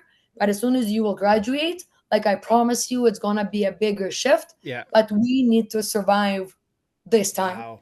Like I almost let myself be um, in that boat of like, it was not sweet. Yeah. But again, war in Ukraine, nowhere to come back, or here I knew that I needed for my family. And then eventually in 2022, I knew I was under the roster of the national team. I was excited. It was the last year when all of us could gather back together and have the last dance. We were all so excited to do that. But then again, January hits, war, we're in playoffs somewhere in Regina. I don't know if my parents are alive or not. I know that the missile hit twice the building Yeah. where my parents were, and then at night you have to play the playoffs. So I also like remember that big shift in the mindset where I was like, people are dying, being bombed. Mm-hmm. I'm here, like, what can happen to me if I will be hit by the ball? Right. So I felt it transitioned crazy my mindset for the play. I felt like that our team performed so good. We won all the playoffs. We went to the nationals again. Unfortunately, our left side, like Jessica, she tore her cuff Oh. the semifinal game. So we lost in the final 1-3. Even though I would say if she would stay, it would be the year when we would take it. But again, like I didn't quit even when I knew that my parents were like in danger, because I was like, okay, if I will go home and cry my face off, there's gonna be nothing. Right. Like I still had to finish university. There were a couple of times when I reached out to professors and being like, hey, like I need to postpone this paper. Like I am on the verge of like not knowing anymore who I am. Like please. And they were like very understandable. And I still like have like big feelings for those people who like didn't go like, I don't care. The submission should be Right. like by 12 a.m. or whatever. So they still went towards this. But then I felt the craziest part what happened is like I knew, let's say, the national team moved to the training camp to Bulgaria from the bombing. But I was like, okay, cool. Now I have a degree. Mm-hmm. But now I'm like, if I will go play, I will ruin everything I built here. And my parents had to run away after 3 months sitting in the bombing when I was like, okay, material things, whatever I need to do, I will do. I will bring it back. Mm-hmm. But you need to save your lives. So I'm like, leave everything, like and I was like leave it and don't even keep the feeling that at some point you can restore something. Right. The buildings will be bombed, but I don't want you to think that in 10 years we will go back, we will put the brick by brick. You erase it and you start from the fresh list by the age of like 57. Yeah. And so I did not close that player in me, and I feel that it's still been haunting me in a very good year after MRU because I knew that I have to go. I knew that my friends are waiting, but then that big political situation Yeah. had to like put the priority in your life. So I felt that, let's say again, I feel that I still play with the kids a lot in the sense of like the difference between me being a coach as authority of being like being here looking at you down. I am the same as them being like I know what you're going through. Yeah. And unfortunately I need to find those imperfections and I need to kind of creep it as a cavity until we'll fix it. If I will just toss you the ball and you will be like in that ideal environment, nobody will succeed. So I talk to them and sometimes they cry on my shoulder and I'm like it's okay, and I'm like this is okay, but if I would not care about you, I would let you be good in a Right. very poopy scenario, right? Yeah. So I'm like, that's kind of like where I'm trying to show them my vulnerable side. I played, I went through this, I know what you're going through, but I will be here to help you. But you need to understand the expectation will be Yeah. high, but also like I will create an environment where you want to get better. Like, Yeah. because again, otherwise I'm like, don't come to me. Like, I'm not the coach who would lower my standard because through my life I only had to like believe in myself by Mm-hmm. myself and kind of push it. So Yeah. Yeah, going back to you were talking about how you coming from the Ukraine, as an older person coming to the girls, and where you came from, your country was sort of like direct. That was the style. And I had a similar conversation with Dustin Watten when he was down in Brazil. He initially he thought everybody was just angry and mad at him, but that's just the culture. So you had to adapt and learn the culture when you came to Canada, and the kids here in Canada had to understand where your culture came from, and that wasn't done. yes, and again I feel that that was a big missing part like on both sides, because even let's say our last year, so like Quinn Palin, Dolly Togboom, like Emma Boyd, like all of these players that right now like even like represent Canada, that was my players with whom we played 4 or 5 years together. And so I was telling them about pro, I was telling them about like playing here, dreaming big, and like I felt that those kids were like so inspired by me telling them how it can be that right now they're traveling the world and they're like, Nat, it's the best. And I'm like, awesome, right? So like again, I felt that bringing somebody different, let's say the coaches achieved a difference in the locker room inside of the team while they also were able to push externally, and this didn't cause the dissonance of like hitting two different cultures because I was inside and I was like, hey, we need to work, like Yeah. you need to be better, I want to be better, we want to win, and then the coaches could like enforce their ideas for the future goals. Yeah.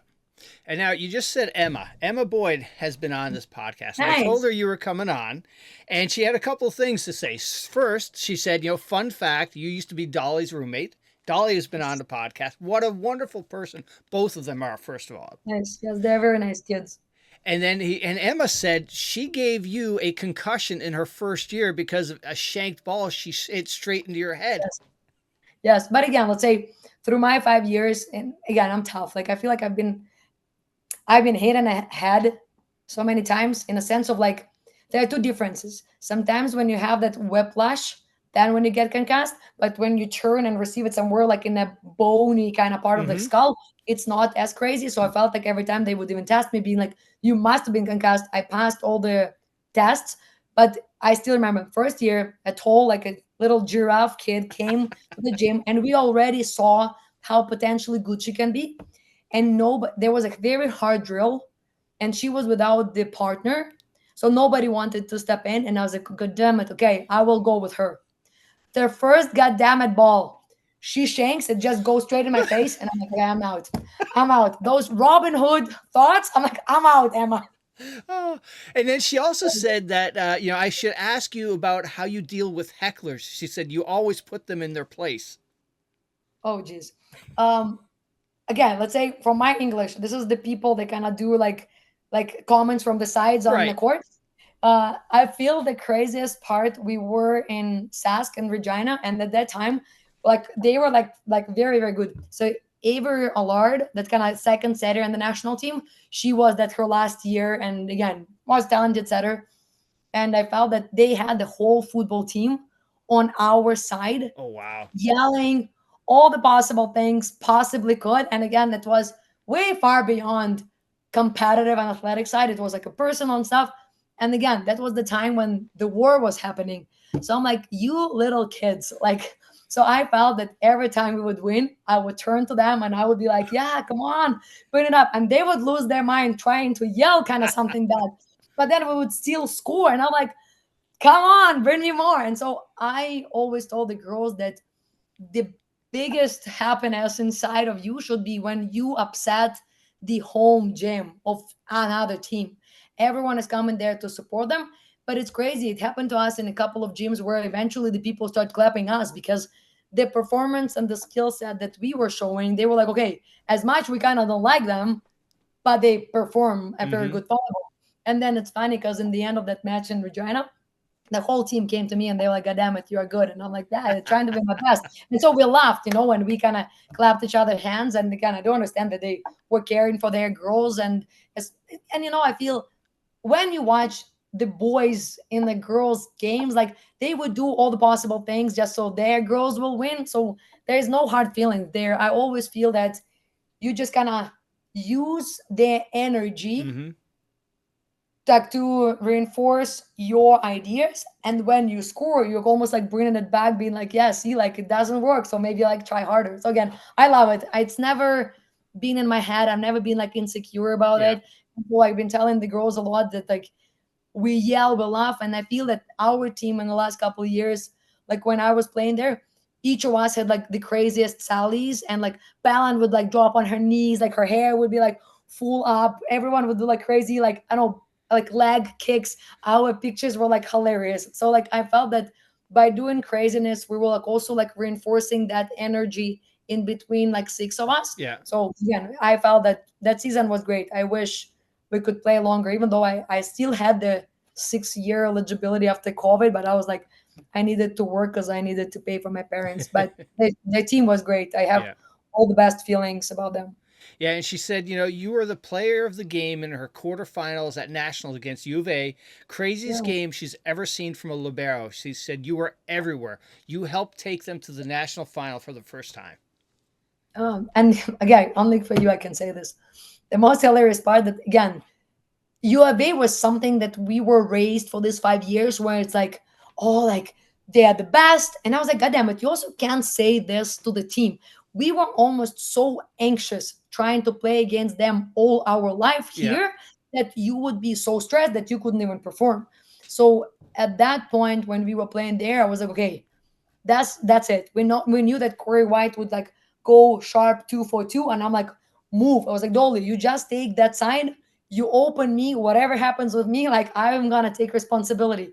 And so I felt that they closed a lot of direction for her. She started to go line, and where, like, let's say I was sitting. But the craziest part, there was that stupid announcement of MVP, which is again, I'm super happy of, which is like super rare for Libero forever being named, right? Right? Because you will always go for the hitter. And I had probably the most enthusiastic interview. Barry, the next day, I was tested for doping. So my team, after the final match, went home Hey, I was so dehydrated. I couldn't pee enough. I stayed for 6 hours in the locker room with the grandma trying to oversee me in the washroom. I was like, leave me alone. Let me Oh, go home. Have you seen my height? People my height don't take drugs. I'm like, I am short. Like, look at those big oh. machines. But I felt that my woo That's too funny. semi-final game, that's what caused them to be like, man, we need to randomly choose this one. Oh my god. After, Mount Royal, where, when did the coaching bug bite you? Where did that come from? Ooh. So again, let's say this is possibly be a part when you can chop something, but I'll tell you. So imagine this. So we finished the year. The year was great. So I've been working at Mount Royal under the recreation department. I was a shift lead, got like the best employee, all of these awards. So we're and I'm like, okay, guys, if you they were like, oh, how we can help you? And I'm like, again, I do understand you will not be able to give me money, but what if you will give me a full-time job at least for a year so I can transition from university? Because again, I'm by myself, I'm not sure what to do, where to find job. I don't have like any like uncle who will like have the word for me in a company. And then in the recreation department, they were like, oh, we don't have budget. I'm like, okay, okay, cool. But they were like, you can still work as a part timer. But I'm like, for me, in order to make money from $15, I need to live in that facility, and it's still not going to be enough. Then MRU would be running summer camps, which I assumed that I would still be a part of it because, but then I felt that I no longer was a part of the team, so they didn't invite me. So I was like, oh, cool, like 5 years, like you belong here, the war, and I still stayed, and it's still not enough. So then I had a couple of friends, like let's say later on clients, Yeah. when they were like, we went for like MRU camps and we thought that you were there. Like, why we're not there? And I was like, oh, like nobody invited me. And they're like, oh, what do you mean?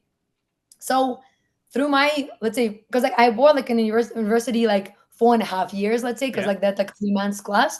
So I had four academical Canadian, which is again, my mom was like, oh, like are you actually smart? And I'm like, mom, like I have a gold medal in school and and she's like, but I was always just thinking that maybe they put you high grades. And I'm like, cool, okay. Well, I had those like high achievements, and my last year when I supposed to pick up my kind of previous year academical Canadian, they invited me to be a kind of guest speaker. So I went there.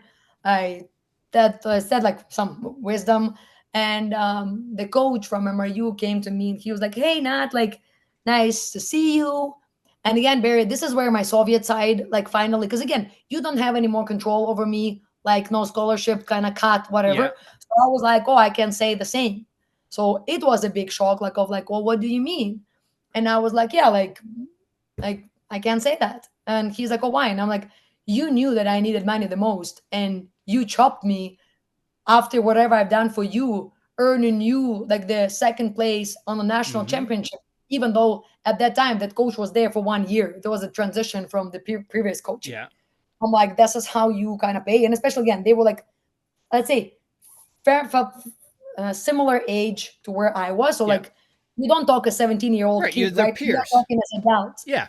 And so he's like, yeah, like, and I'm like, okay, I do understand. Maybe my authority, my respect in the team was a little bit too much for you guys to fight for. So for you, it was easier to remove it, which is again, no hard feelings.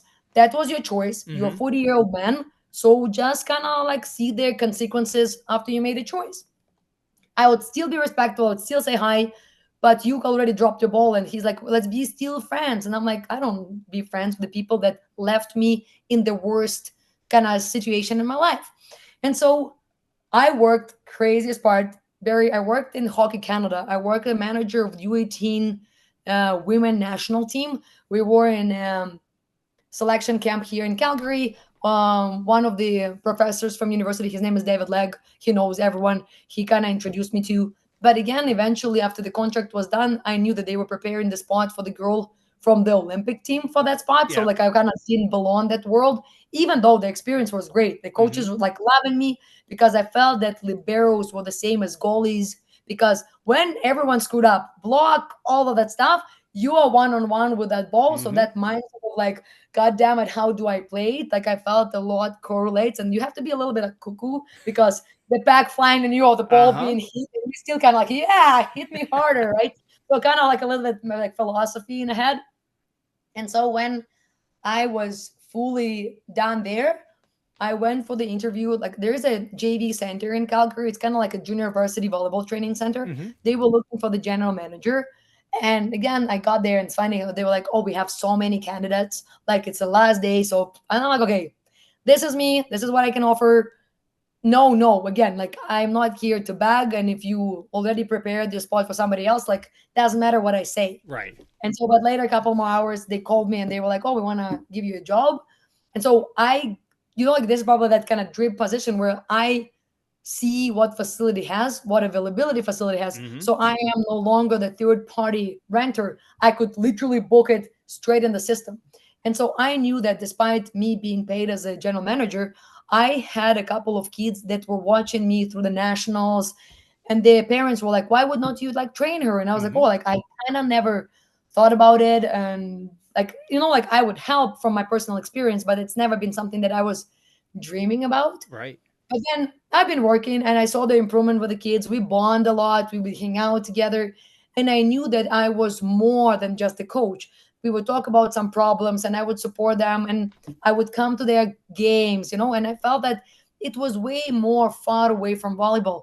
I would come to their school games. It would be their birthday. We would travel to the gym where they would play any type of like a volleyball Alberta tournaments. And so people started talking, and Mm-hmm. then I would have eventually like a little bit more clients, a little bit more clients. So I was like, okay, like let me maybe build the website. I do understand why people charge so much money for like IT Mm-hmm. because I build my weeks by myself. It was always like 3 months, and I'm like that button that doesn't take you there. And then finally, when you build your website, it's that mobile version. I'm like, and everything was like, woo! Oh my god! I again was also like a test, and then I started like doing my Instagram a little bit. So officially, Natke Volleyball was registered on October 22nd, 2022. So like we are almost like let's say close to like 3 years old with a company, and then eventually I let's say here is another situation where like you don't put yourself first because I knew my parents have no job.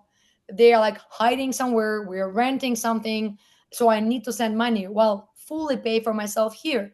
So when you ask maybe like 3-4 hours of volleyball coaching Mm-hmm. one-on-one would be enough, I would coach 8-9 hours straight with no food, no breaks in between. There would be the moments when on the cameras I would look how I would like pass out on the court or like the blood would go and I would be like, okay, this is probably not the healthiest approach because like eventually my body will not be able Right. to maintain any type of a performance. And then when I got a call from one of my guy friends, and he was like, hey, I see what you are doing, it's kind of super cool. He at the time proposed to his girl, but there was like some cheating involved. So he was like very heartbroken. So he's like, I'm looking into like turn a 180 my life. He's like, if I would come, would it be something that I can work there with? And I'm like, hey, please come because I was like, I'm working in a facility, maybe as a facility attendant, we Mm-hmm. can help like each other, and I need a coach. And at the time, he's like probably very like good 9 years younger.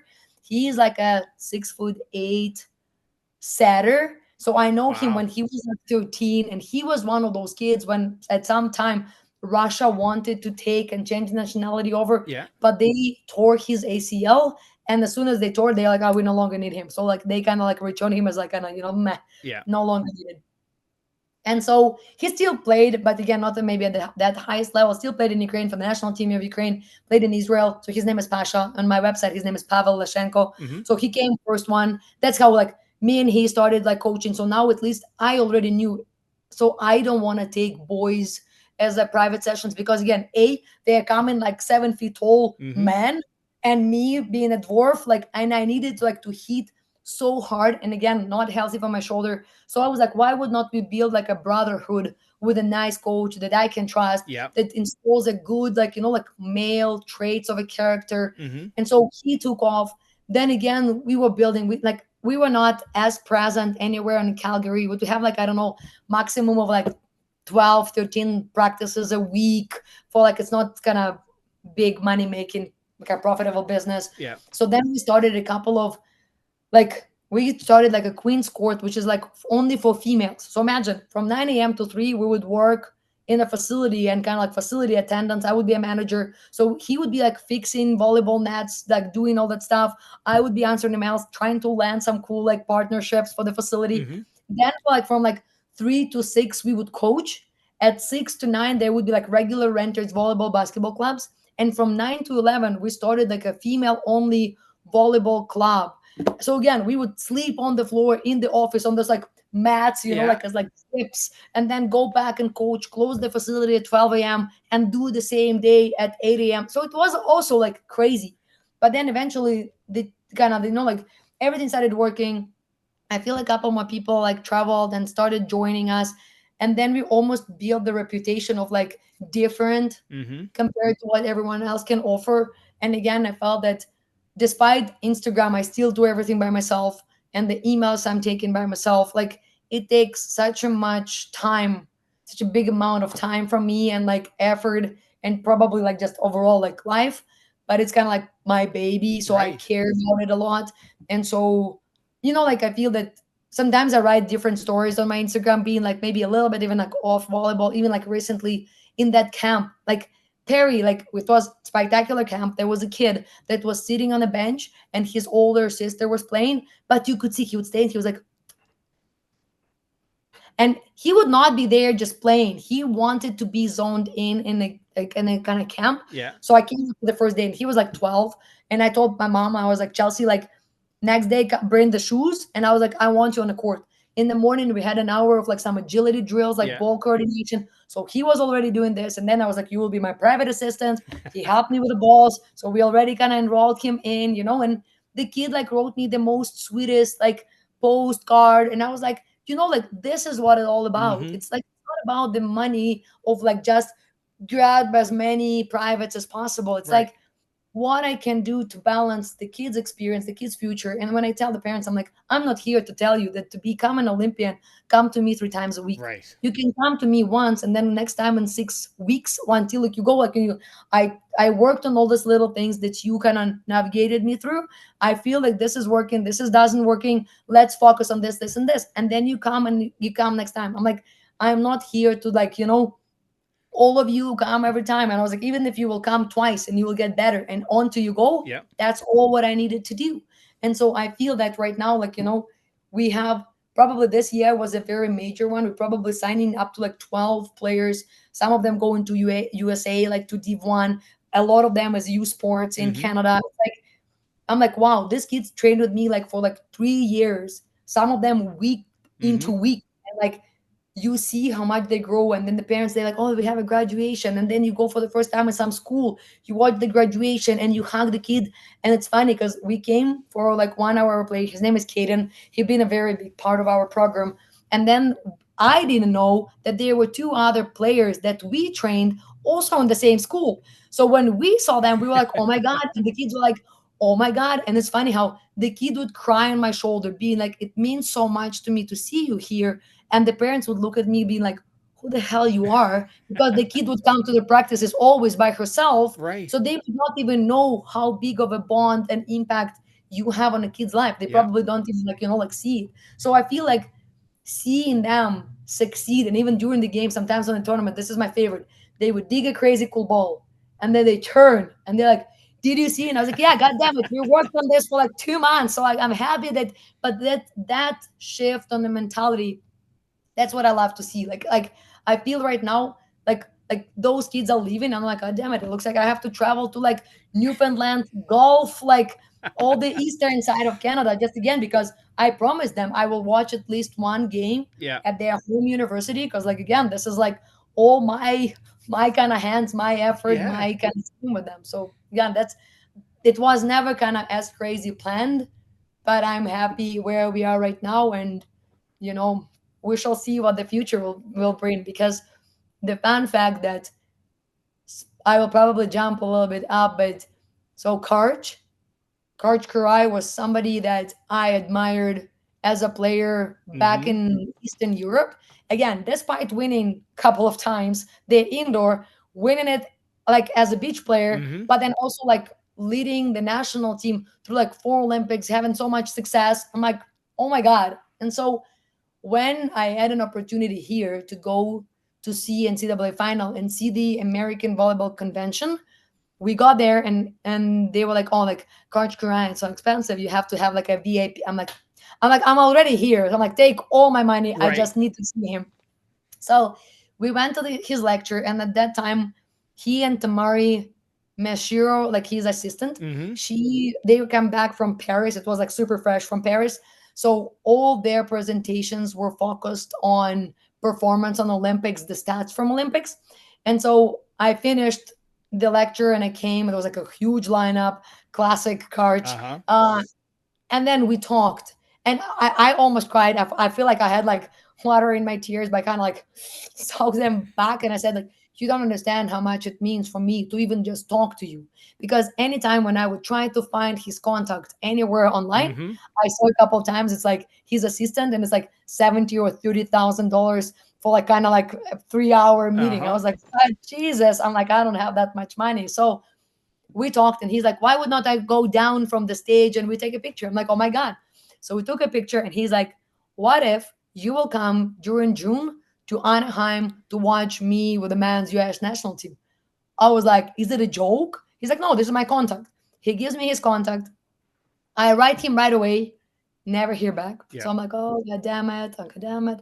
So then, closer to June, closer to the date when he kind of invited me, I send a follow up email. And then I see Karch, USA Volleyball, like all this like fancy kind of like, I don't Yeah. know, like stars and flag at the frame of the email. And he's like, yes, this is the dates that work for us. This is where we train. I will be waiting for you like 9 a.m. in this gym. Like my jaw was like Oh somewhere my on the God. floor. I was like, okay, I am booking everything in. I'm like, my cost, whatever. I'm flying to Anaheim by myself, going to the gym, and I feel that, you know, okay, what I would expect. I would sit on the bench, just oversee just a little glimpse Mm-hmm. into the US national team practice. But Karch is like coming in. So he walks by me. He always gives me high five. He's like, how was your morning? How was the parents? How was the flight? Where do you stay? Blah, blah, blah. Then he walks around, hugs different coaches, talks to with players. Then I met such a big variety of coaches, and some of them were like, yeah, we saw your Instagram. And I was like, do you follow? And like I've been like bugging them. They're like, nah, nah, nah. But it's funny, like how even like you are on the national like level of the US team, and they know what are you teaching, what are you doing. And there would be like moments when I would stand and I would be like walking around the courts, and Karch look at me and he's like, and I'm like, he's like, Natalia, and I'm like, ma.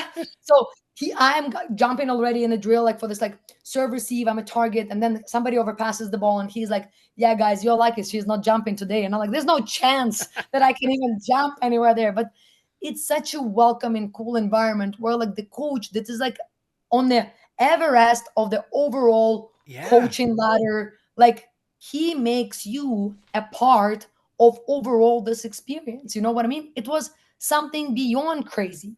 Like that's what I want to be as a coach, where like you are not like nose up and you like Mm-hmm. know of you exists. Like you share your knowledge. You are always like your gym is open. Come grab the knowledge, share it with people who has less like access to greater resources, Mm-hmm. instead of being like overprotective or like don't train with her, like she is such a bad person. I'm like, is it not all about the kids and their future instead of our egos and our Making personal money greatness? and everything like that. Yeah, Yeah. like I don't know. That's not about me. Yeah. And I understand you actually ran a drill as well. He gave you the whistle. Okay, you need to hear it. You need to hear it as hilarious as it only can be. So there was one guy that didn't have a partner. So Karch walking around with the remote and the whistle, like the electric one, and he's like putting them on a kind of bench next to the court, and he presses the timer and goes, it's kind of 40 seconds of the defense, one person hitting tipping, one person is working. So Karch with his age, full in a drill, jumping, diving, playing around. So then it's a whistle, and then he's like, okay, Nat, he gives it all to me, and he's like, you will press this button and the clock on a timer will start counting down the minute. You count like 45 seconds, you press, you whistle, we stop, we do it a couple of times. Like, easy, coach. I'm like, so Whistle, press, they started whole action. There's like 50 people in the gym. I'm the only one female, like whole giants. And I'm like, yeah, like I'm running the drill. 45 seconds, timer off, whistle, they breathe. They need to switch the side. So like person goes and hits Mm-hmm. one place. And I look at him, he's kind of signal, like, yes, we are ready. Signal, click, the timer doesn't start. Click, click, timer doesn't start. So he showed me the button that I should start and it doesn't start. Oh. I'm like, the heart race is like, I'm like, am I gonna pass out? And the whole gym was like, people are diving. And I'm like, I can't just be like, no, sir, excuse me. And I'm okay. The worst case scenario, I can count. Right. I'm already doing it. But there's like 6 buttons. And again, critical thinking under pressure. There's one that looks like a clock. And I'm okay, whatever. I'm pressing it. It shows a minute and starts clocking down. And I'm like, yes. So then again, I stopped a little bit earlier because again, I Mm-hmm. delayed like probably a good 6, 7 seconds. Then they did it 4 or 5 times more. Whistled, all good, great. One kid, like he's like, watch me. He ran, grabbed Karch some water. Karch was like very, very happy that he kind of seen, like as a coach working there. So everything settled down. He walks, he comes to me, hugs me, and he's like, hey Nat, like great job. And I'm like, God, just because it's me, you need to hear this. And I'm like, I had no idea where to click the button. He's like, oh my God, I feel so bad that I didn't describe it. I'm like, Karch, it's okay. Like I figured out under pressure. So we laughed. It was hilarious drill, but I'm like, he's like, you can tell everyone that you ran the US men's national team drills. And I'm like, no, I didn't. He's like, did you press the button and they started? And I'm like, yes, I did. He's like, did you press the button and they stopped? And I'm like, yeah. He's like, you ran the drill. And I'm like, you know what? Cool. I will feel that. But then the biggest like impact of overall what that man had in my coaching experience is that when I left Anaheim, I probably walked 3, 4 days with that feeling of like fulfillment, like Right. admiration, inspiration, and I was like so ready to bring it back into my gym. I wrote a very big thankful email, and I felt in the gym, and I wrote it to coach that you are the coach. I would be ready to fight until my last breath on the court. Like that's the environment of like when it's a success, it's a teamwork. It's like coaches are in the drills. Coaches are not just like, oh, you are too bad. Like I'm like, yeah, go show me. This man jumps in the drills with his age, with his like ton of injuries, and like still performs, and there's no excuses in the gym. Right. And so I wrote him this like big thank you, and like a couple hours later, I received a kind of email back from him being like, "Hey, my gym is always open for you anytime you decide to come." He's like, "And especially right now, you know how to use the remote and whistle, so you can like run the drills." And even here, this man didn't just brand me the driest ever email being like, yeah, good luck. Thank you for coming. Yeah. He wrote the memory that we shared together that had such a huge impact on overall my experience. And so when Tamari came for our first week of a camp, Mm-hmm. I told her the story, we kind of laughed. And it was hilarious because she came on the 8th of July when it was her birthday. So I was like, oh my God, it means so much to me that you decided to leave the family, to leave your friends, and still be in my camp. We took her for a dinner, and then Karch texts her being like, "Hey Tama, like happy birthday." She's like, "Oh, I'm with Nat." With he's like, "Say hi to Nat," and I'm like, "I can retire." I'm like, if Karch casually tosses you like, Yep. say hi, and I'm like, that's what I feel like when he've been here in the Mm-hmm. world. And this man is so down to earth. After each practice, we would stay, we would talk. I would tell him what I coach, what I see. Then he would share how he was coaching. And again, like you could see here, I have his book, which Mm-hmm. kind of like again, I bought kind of fairly, let's say, a long time ago, and I was reading through his story because I was like curious how he ended up over there. Because again, now I'm like, okay, I'm a coach. What is my end goal? What I want to do as a coach? Because when I ask myself, do I want to work with the team? That's probably slightly doesn't resonate yet with me because then I feel that you are sharing your experience with a very narrow amount of people. But I want to be that rebellion coach that will bring some changes into a very like secure system that not a lot of people, let's say even like here in Calgary in Canada, they want to change. So I've been so inspired by Karch being, he might have not even acknowledged me because my level of coaching, Mm-hmm. my level of my persona, and his level of persona are not anywhere even close.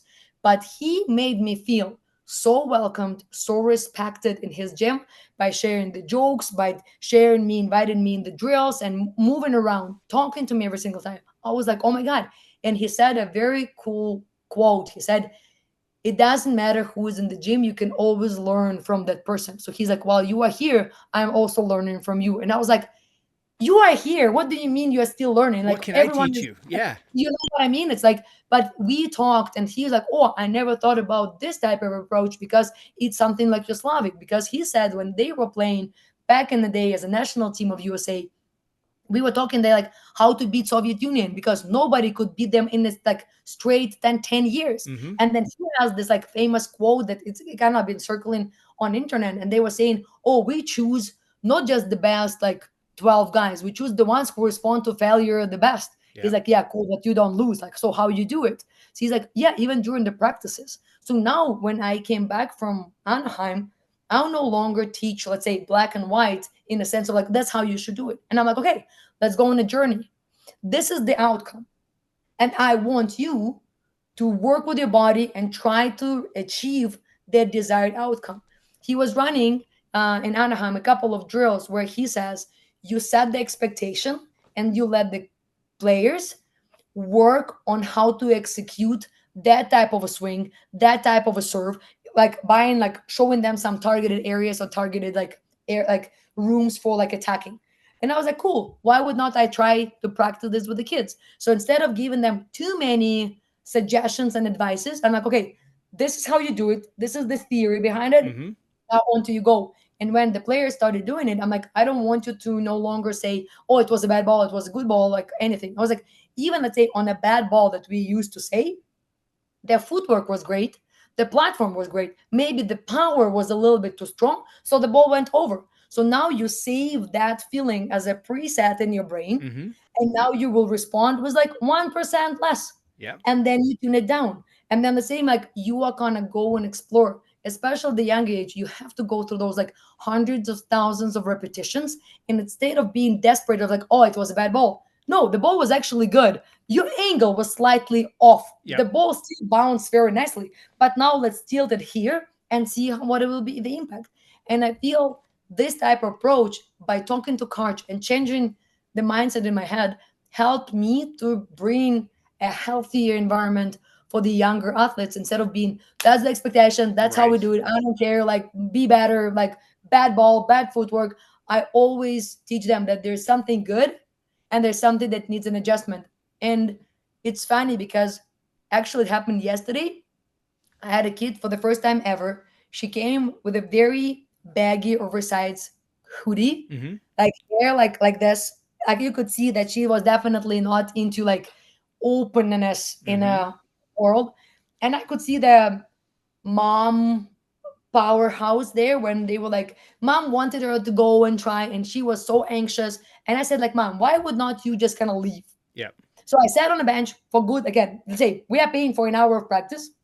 I sat for like 15 minutes with the kid just on the bench. We talked. I told her my story. And I was like, again, I was like, I can't promise you that it's going to look beautiful today. It might look ugly, but eventually we will try to perform to a better result. Give me a chance.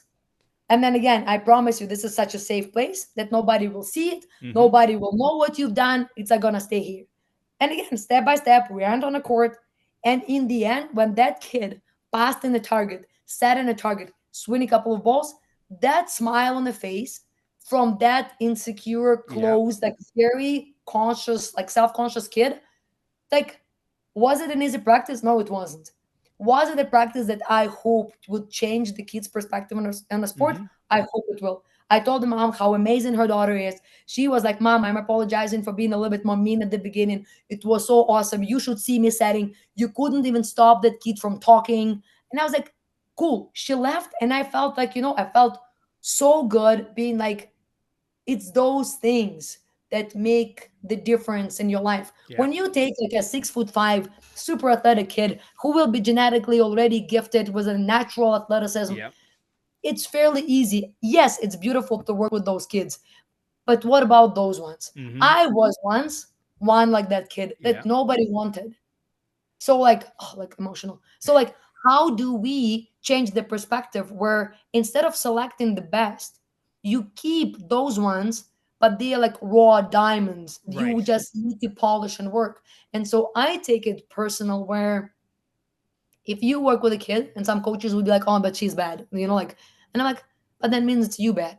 You Mm-hmm. are bad because you couldn't teach her, you couldn't change her Yep. perspective, you couldn't make her feel comfortable where she would strive. Do I think that every player will go to Olympics? No, I know that like it's a very small percentage, like 0.00 Right. and whatever you would tell me. If this female, all right, now I'm talking because again, I feel like a lot of insecure younger females are being like in a sport, the kids that self-harm themselves. Mm-hmm. It's another big story of like what I witnessed through my private sessions.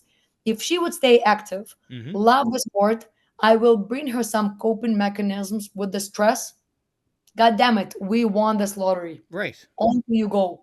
I Yep. don't expect all of you to go and like, oh, you train with Natke, you just go to Olympics. No, it's all of those little things that makes the changes. And Yep. again, like I know how many kids right now would reach out and they're like, we just want to train with you, just to experience how does it feel to train with you. And I'm Yep. like, awesome. Like that means like that maybe we are doing something right that people are coming here, Yep. you know? Absolutely. And now going back to your Karch experience in Team USA, what stood out to you the most during those practices? The pace, the coaching style, the culture. Again, I feel like you nailed with the word culture because as much as like let's say from that presentation in Louisville in December 20th, let's say somewhere there, Mm-hmm. I knew that he was just kind of brand new assigned to US men's national team. Yeah. So he told me at the time, he's like, I'm planning to right now to fly to Europe, see all the guys who play in Europe, spend time with them, like meet them, talk to them, see in a reality what they represent in their clubs, get some coffee with them, just kind of again share something together. So I'm like, oh my God, this man started preparing not for that like the 20th of June when we meet like in Anaheim gym. It was start building before. They started doing like Zoom calls. They had like some like sort of conversations. And when I got into the gym, it was something that was interesting where he was like at the beginning, he's like, you pros split because there were a fairly big amount of like kids from university and even who were still in university. Uh-huh. So he didn't want to have that Olympians kind of one court and the rest he's like split kind of again. And every day when even they were, because I was in the week before they like were announced the roster before the VNL in Yep. Brazil. So they were like turning everyone around, different setters, different players. So to see what chemistry will work, and cool to see like let's say Lucas Labe and Javier Jeber like working with them. Like again, like big names in volleyball. Right. Like cool, like how it's not only about you; it's also people who work with you, people whom you trust, people who will share your philosophy. Instead, again, like if you believe this, but none of your assistants and the people around you will believe the same philosophy, good luck and that success. And like as much as like you read the comments and they're like, oh, like US women's teams and men's were like not performing well, it's like bad coaching. I'm like, they don't care. They are still making Olympics as much as like yes, the points matter, the performance matter. Mm-hmm. But even coaches like one of the his interviews through the VNL, he said we won today 3-0, but I wish we could like lose that last third set and play a little bit more because those younger boys they need that bonding, they need a different level because again they're fresh from the boat from university Yep. against like 35 years old like Grosser or like somebody like super strong, but they Uh-huh. like they never seen that speed, they never seen that strength. How do they respond? And now again, they have a healthy approach where like yes, we might not be successful in the first year. Mm-hmm. How to respond second, third? That's our main targeted Yep. area. Year four in Olympics because only I feel like very narrow-minded, like short-sighted people want this medal yesterday. Yep. Nobody cares about this. It's like the long-term goal because like what do you perform in a 4-year quarter of like Olympic plays, right? So I felt that seeing in his gym how everyone is pushed in a healthy way. There's no people, they were like again 46 and supposed to be a cut to like good like 12 or 14. And there were like some of the Olympians who came. There was that Garcia. He just won the Italian Super League. Yep. So like right side, Jesus, like a machine. So Like, how do you as a younger player trying to fight for the spot? But everyone was such in a fair condition, being like, if you perform, you go. Yep. And that's, I feel like, what happened even in the first week. That were Mm-hmm. like, it just chose the people that were ready at the time. They were the people that were still like in that recovery time from the Olympics, Mm-hmm. and they would go on the second, third week, or maybe later. But the younger ones had an opportunity. I don't see it a lot in the national teams from other countries. It's like you have six good people, Yep. you die with the six people. But then when you have a big generational switch, then it's kind of a very big gap. But I feel like with him, despite still having all those Olympians, that, let's say, again, as a coach, you can say, I don't care, you need to show up at the training camp. Right. Okay, sure, like Matthew Anderson, you've been already for over 10 years on the national team. Sure, take time, spend time with the kids. You like have the third one on the go, spend time. Like being overseas, people don't understand like how hard it is. Yep. First of all, they don't care about you. You just need to win. You're by yourself, two practices a day, sleep, wake up, play, sleep, wake up, play. And it's like it's hard. So when people say like, oh, it's so embarrassing, you don't go to represent the national team, you're like, I leave 9 months with volleyball. I wanna heal at least. Mm-hmm. I wanna see the world outside of the gym. I want to see So my I have a family. lot of I feel a lot of respect for like what they are building there. Mm-hmm. And again, like it's a long-term goal.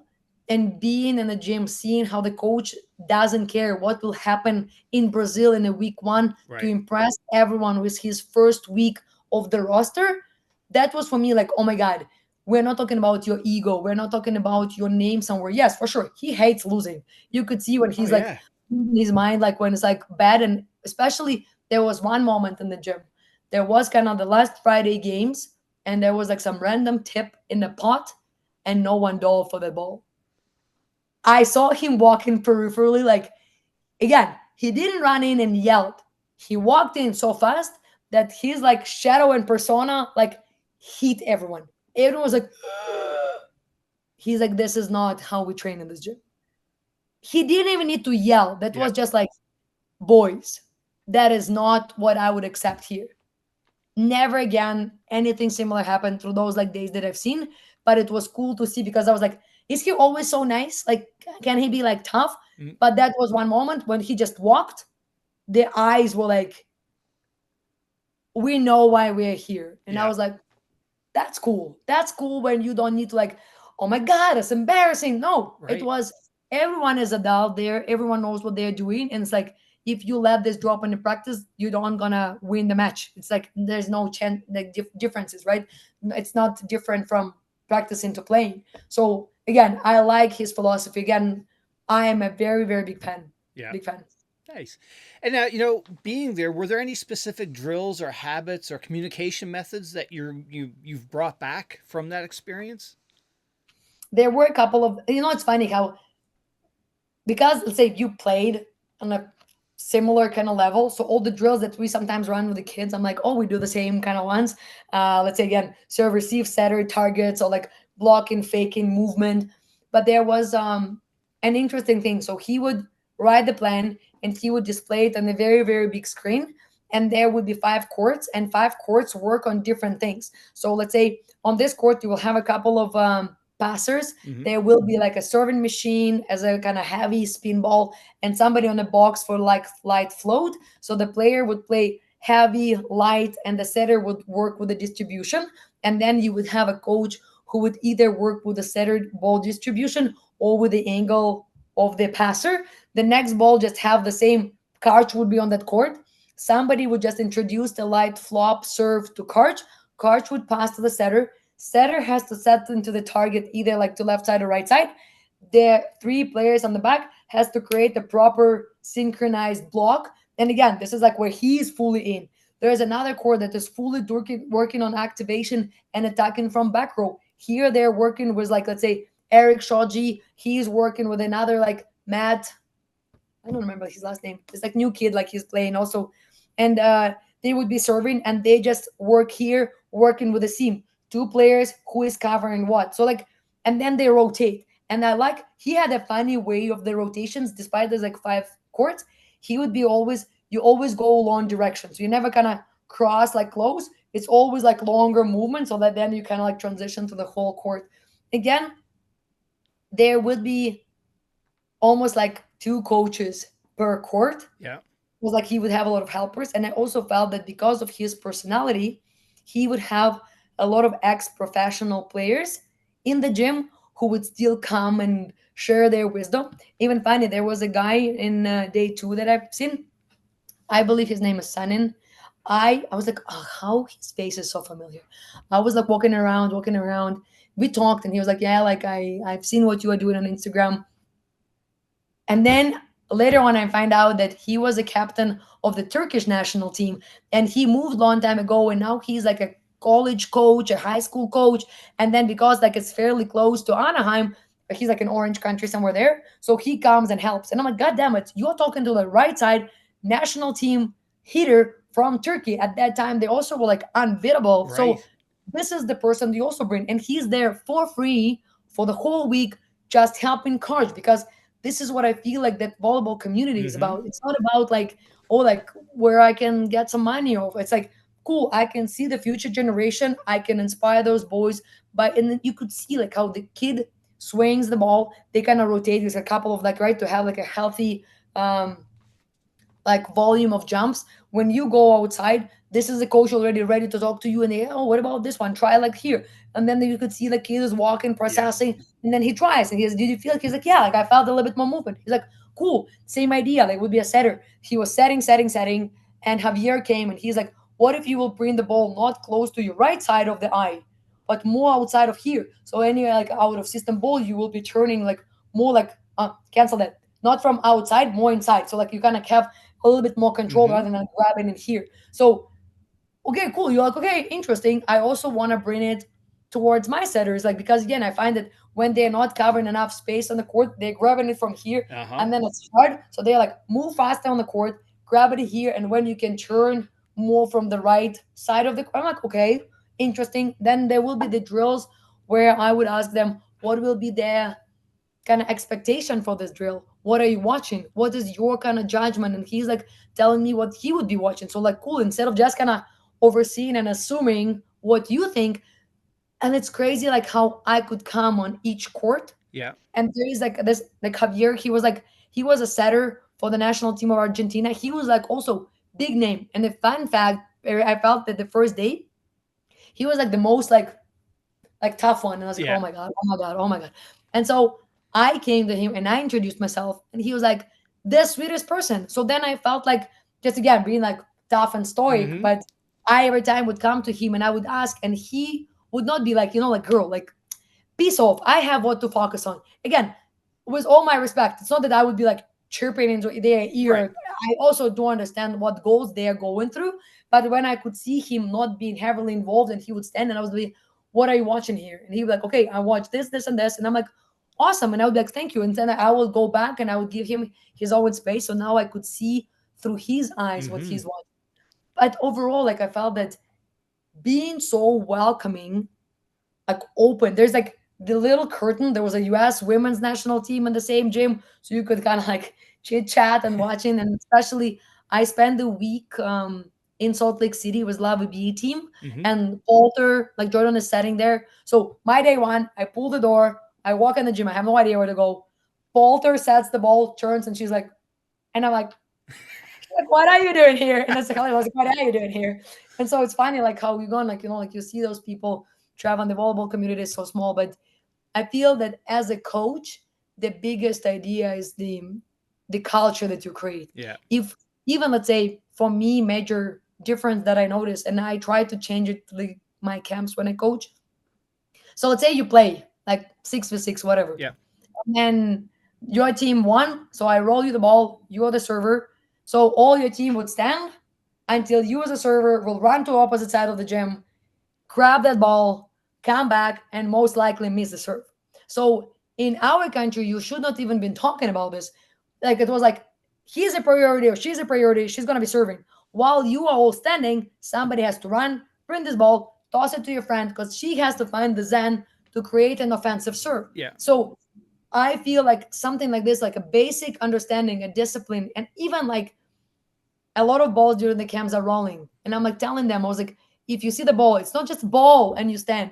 you dive, you grab that ball from people's like legs, avoiding injuries. Like Mm-hmm. that's how you care about each other. If you are gonna be that person who's gonna be jumping, do you want to have an injury? No. Nope. And I'm like, so why would you let somebody else to do it, right? So by kind of installing the proper things at the younger age, by cultivating good competitive environment, like respectful, but also at the same time, I don't want to see a nice kid being like scoring the ball and be like, I'm so sorry. No. I'm like, what do you mean? That's the whole goal. So score the ball, love your team. In the end of the match, love your opponents as well. Yep. But you can't play being like too nice and being too scared. I'm like, I'm keep saying that good kids don't win national championships.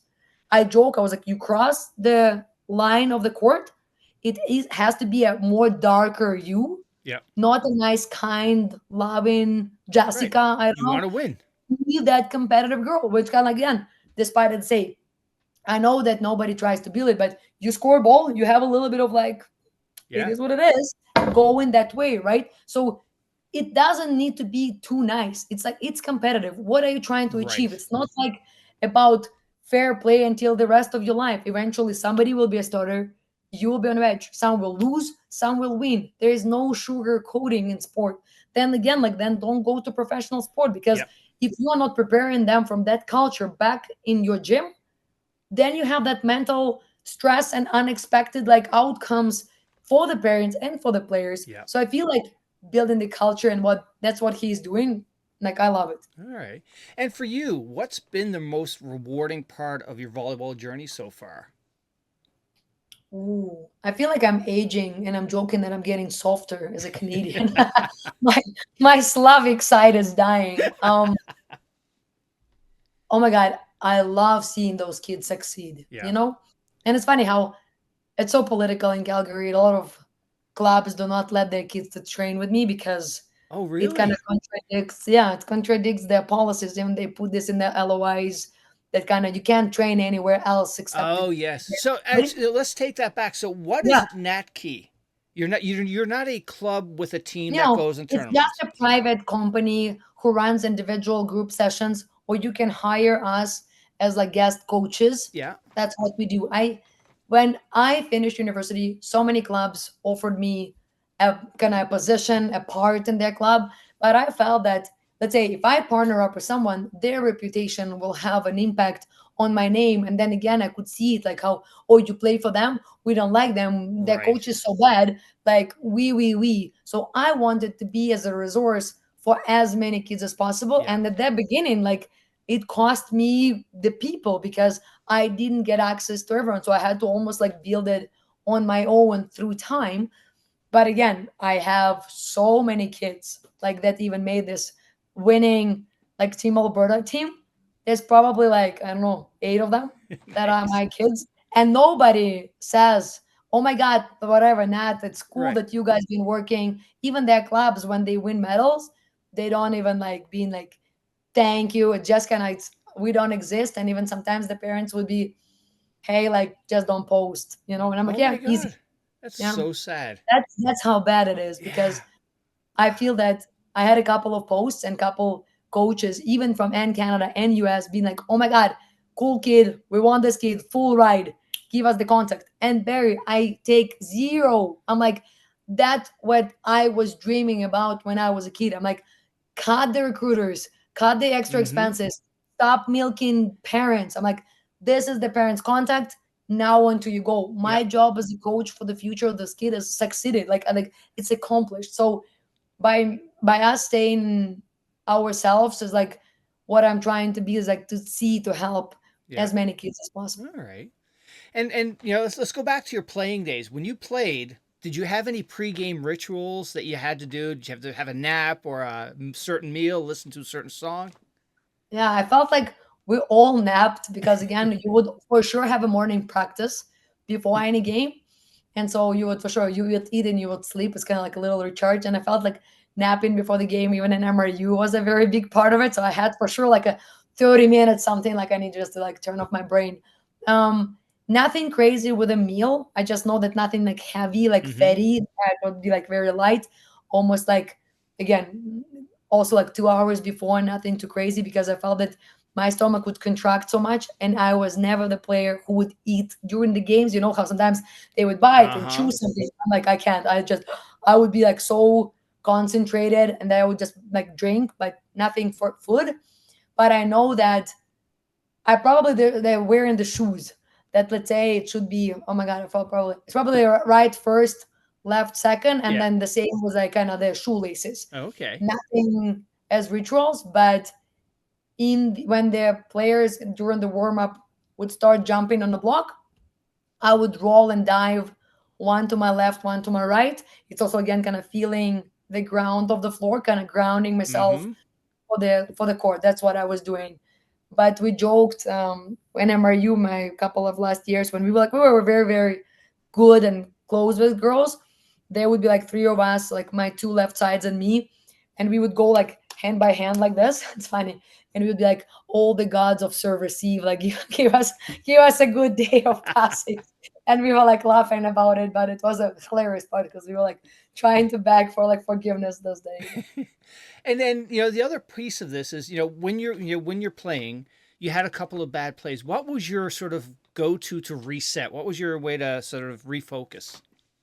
I feel like I started like, again, I pay quite a lot of money to invite mental performance coaches to my camps because, again, I don't care how old you are, because in Slavic side of the world, mental side doesn't exist. There is like, Yeah. get better. That's how they Yeah. fix Here's a it. box of Kleenex and talk to me later. Yes, Yep. exactly. And so I felt even I missed a lot as a player by being in a denial. Even when we came to MRU and we would have like mental performance sessions, I would be like, yeah, brainwashing again, man, not for me. I'm like, what problems do you have? You know what I mean? It's like, Right. what do we need to discuss here? You're like training in the best facility. You are all from rich families. You're not thinking what are you going to be eating tomorrow. What problems? And so I felt it was very hard for me to transition to this, but more I played, more I encountered what is available right now. Those resources by grabbing yourself from the dark side when you are on one with your head. So, couple of solutions that I suggest to the kids. One of the common things of like being insecure, making a mistake is, again, body language. You shut down, and most likely you will take the eyesight away, right? So you like, I don't want to look into your eyes because I feel so embarrassed. I want to close myself.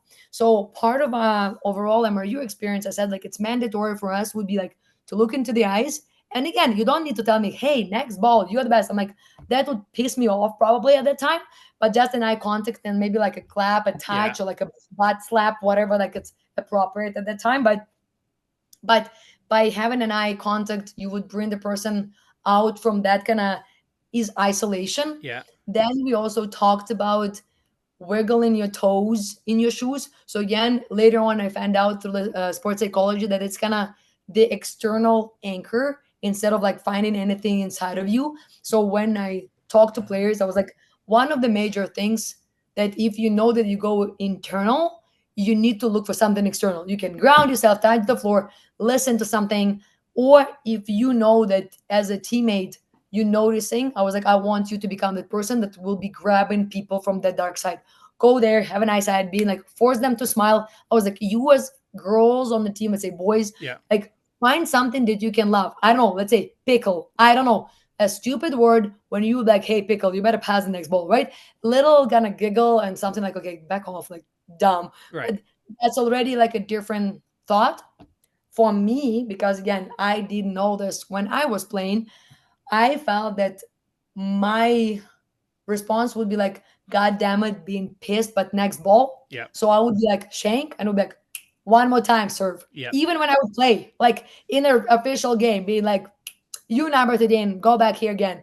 And then I would go with way more concentration. So I felt that instead of going into the depths of like insecurity and like darkness, I would get frustrated and pissed within kind of game anger Yeah. where I would want to play more aggressive and prove it. So then I will release that type of a feeling. So once in a while, when I see that the player would not be able to cope, even all of this kind of external, I'm like, I'm tossing the ball and I was like, kick it as hard as you can. Yeah. And that's it, kind of like smashing the ball. It's a little bit that, Yeah. and now I can focus on. Oh. And, trying to shift the mindset where volleyball overall is a game of mistakes. Yeah. who will make less mistakes will win. That's why, again, you don't need to be surprised that somebody is going to score a ball. And I'm like, God damn it, those girls are also training to hit Mm-hmm. the ball. And we need to give like all the respect. There will be some cool swings that is going to be unreal to dig. And you say, Jessica, great swing. And then you go for the second one. Yeah. So more you get comfortable with an idea that it's going to be a second set, it's going to be a second dig, it's going to be a second serve, like being okay in taking the second chance. Yep. Again, somebody would be fighting me saying like, oh, but when it's like 24-24, there's sometimes not going to be a second chance. Yes, true. But then again, this is going to be that mindset when they would know that even if I lose, okay, like we will work tomorrow at the practice Yep. on what didn't work today, but the life is not going to end. It's like It's not nothing is life and gonna. death. Yes, and I'm like I still remember like after 28 years of volleyball experience, playing experience, MRU fifth set, 14-13 we are losing. The easiest serve in the world, I'm on zone 6. I overstressed my platform, I passed it into the ground. The whole gym was like and then on the video the commentators were like, oh, it's not regular for Klimenova. And I'm like, cool. And with this note I had to go into the locker room. So probably also like not the best finish, but also like again, did I learn the lesson? Yes, I learned the lesson. Did it happen to me? Yes. And I tell the kids the story. And as it's not that like I am perfect, I can pass all the balls. And I'm like, I still will go and I will still miss a couple of those balls here and there because none of us is a robot. Yep. So more they are getting that idea that yes, there's a high expectation. There is something that you can help with coping mechanisms for the mindset, and there is like some laws and rules of like geometry and physics for the angles, and let them work on its own. Especially again, right now we're talking about like 12 to 18 years old kids, right? We're not talking about like Olympians where like Right. similar ideas will happen to them where it's like you play with like 7'3" females, for sure they're gonna score. For sure, Igona is gonna over jump you. Are Right. you gonna finish your career? No, you're like, okay, I can jump, but then you're saying, okay, she probably will go over me. My defense, come a little bit closer. Yep. So I even remember when I played and I would have my blockers. And again, I was always, you could see I'm kind of into talking, but I'm like that crazy one. So I would stay in defense and I would be like, the drill would be block my line defense and a line of hitters like attacking the line. And I was like, yeah, but those can't hit. They're like, and they would be like immature, like very big, heavy females. Yeah. And I'm like, yeah, they can't score me. Like I was like, coach, do we have any other players? I was like, those ones.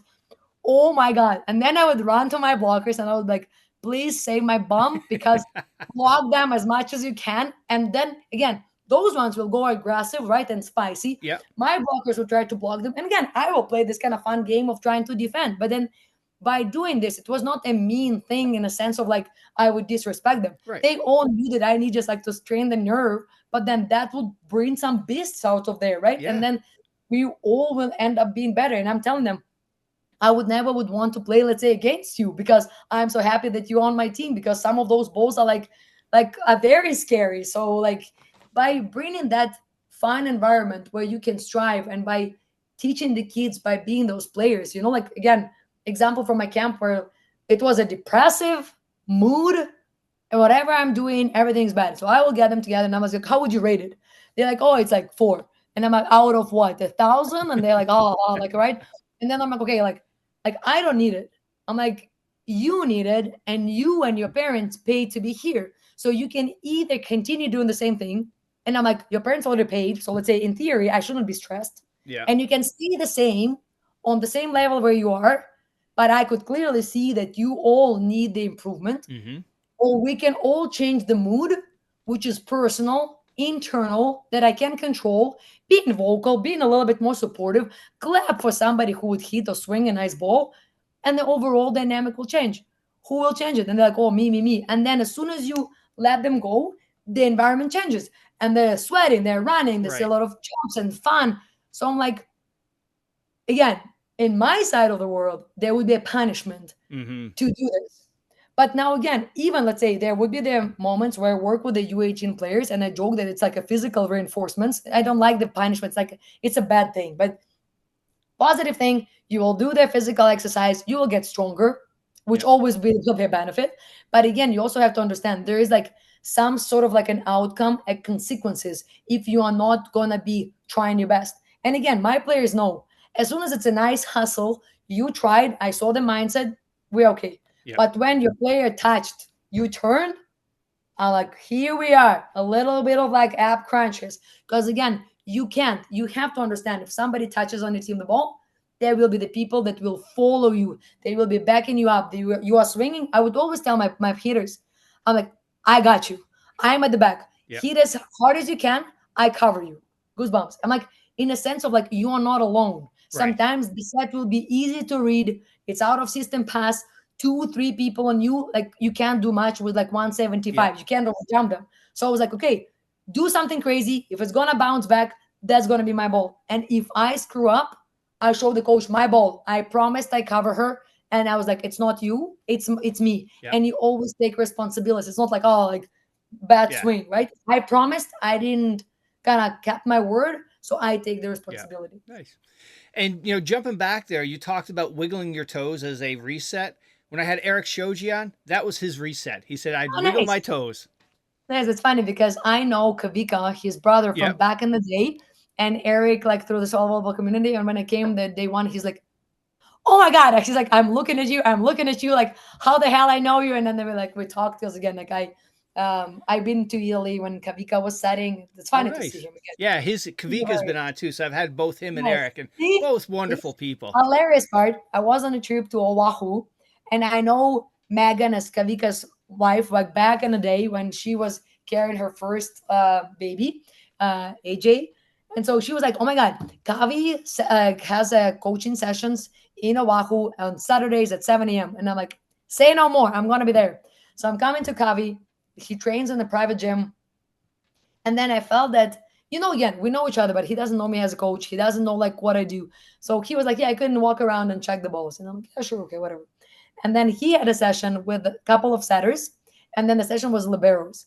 And then I swear he just wanted to go and like grab some water or food. He's like, you have 10 minutes to kind of warm them up. And I ran a couple of drills, and he was like, oh, cool, like stay. And then he's like, I will steal this drill. Like I do like a lot. And I'm like, okay, awesome, like take it. And then we ran a couple of sessions. It was awesome. He's like, okay, take some money. I was like, I'm not here for the money. I'm like, God, it's like, it's here for the volleyball and see what you offer. And you're like an Olympian, and like, see, maybe there's something different that I can learn from you. Like, Yeah. cool that you like the drill that I teach my passers. And again, there was a man walking around checking the balls. And eventually he comes to me and he's the owner. He's like, why would not you travel to Oahu? We'll got you the kids and travel because like we've seen your Instagram. And I was like, awesome. That's kind of how you build the network, how you Right. build the connections. Because eventually by seeing people, seeing different perspectives, like learning, because Kavi is a very big believer for the setters with like I kind of like targeting like setting balls Mm-hmm. instead of like setting and whatever. It's like where I see the ball will go. So it's also cool to see it worked for him. And let's say you see other setters, Yep. that's not what they teach. So it's also cool. And then I would ask him about footwork, and he's like, I don't care how they get there. As soon as, like, let's say they're squaring and doing, because again, you watch and they're all about the footwork, how you do it. So again, that's another thing of like, this is the outcome, how you gonna do it. I don't care much as Yep. soon as you perform in that last step and like square into the target. So also cool because for some players that is an easier way of movement. This is like the hustle. Like like so instead of chopping everyone into Mm-hmm. the frame, let keep the individuality in a sport, and whatever your body is flexible with, comfortable with, that's what you're going to be working with. Yeah, and that's actually I talked to TJ Sanders there last month, and it was the same thing. I don't care if it's left, right, left.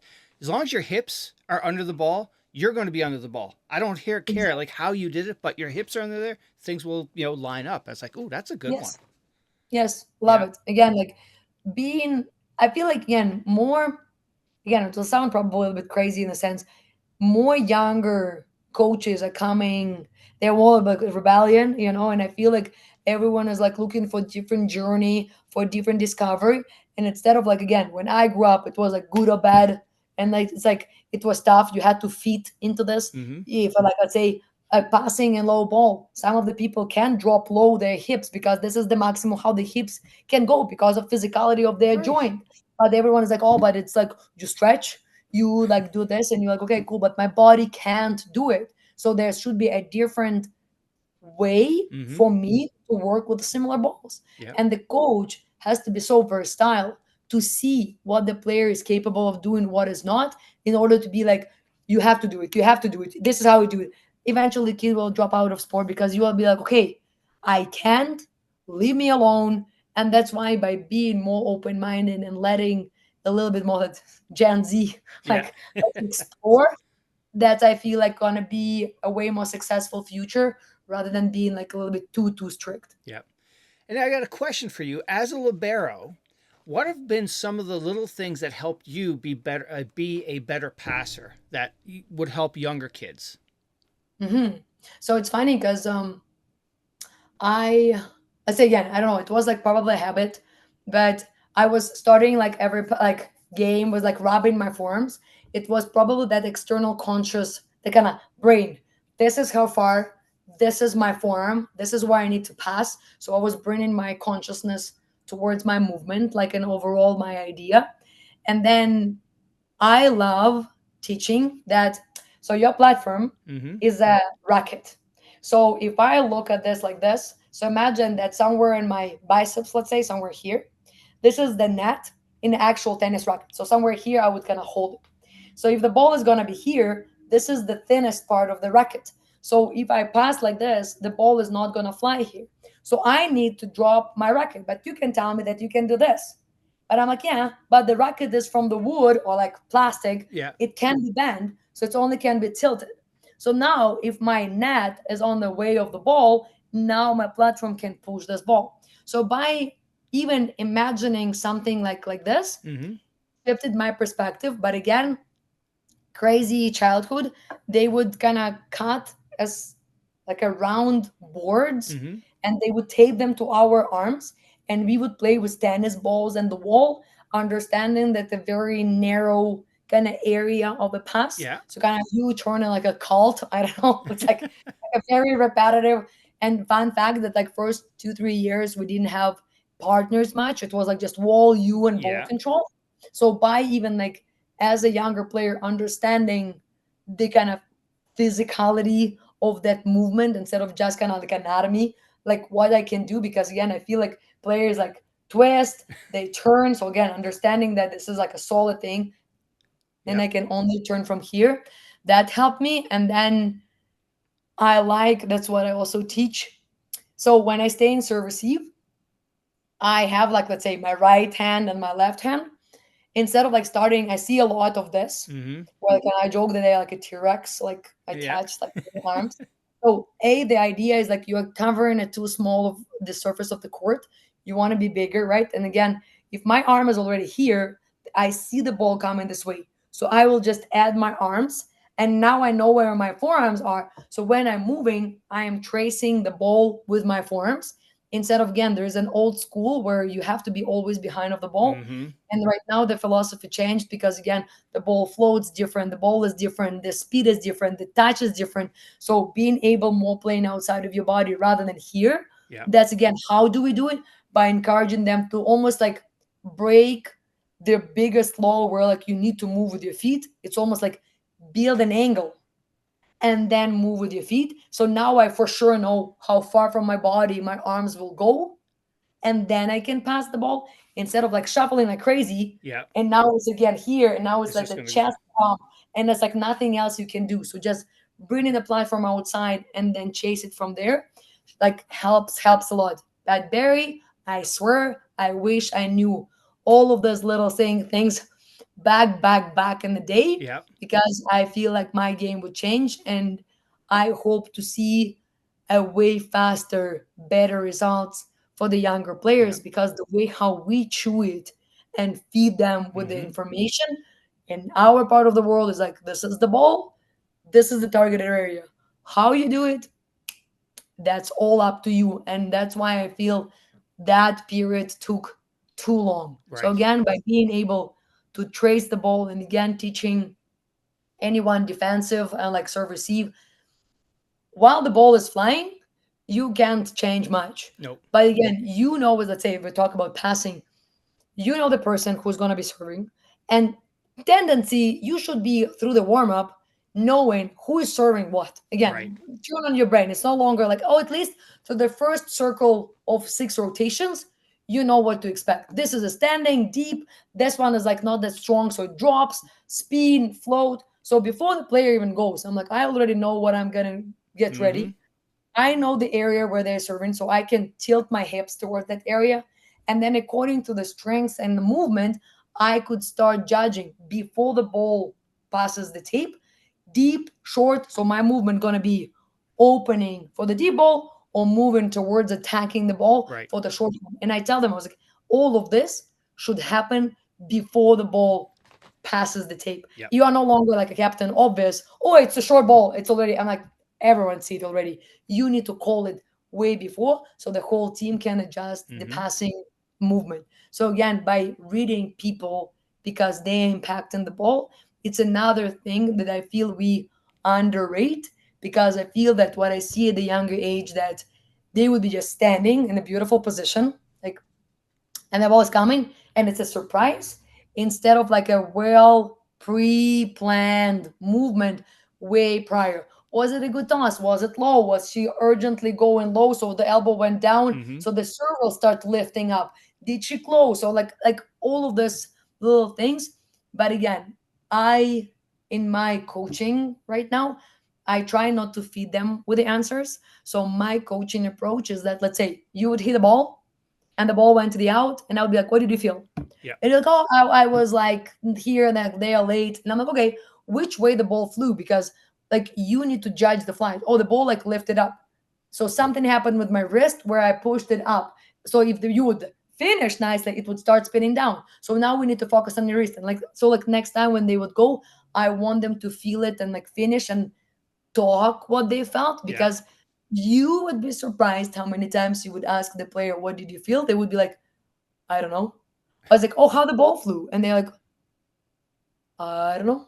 So like that's again, it's like how much purpose behind every movement you Mm-hmm. have. It's like, is any consciousness involved? You just doing it for the physicality, then again, why bother? Because whatever I'm telling you, you don't feel the Yeah. difference. So maybe we need to spend a little bit more time for you to understand your movement and your body than for us to see the change. Yeah. So by building smart, like volleyball IQ Mm-hmm. players, this is the bigger goal in the shift that we as coaches with our approach need to do, instead of just, oh, it's system, it's like speed, strength, and like, no, be crafty, be kind of cool, Yep. be like, again, I teach them with hitting and moving with your non-dominant hand.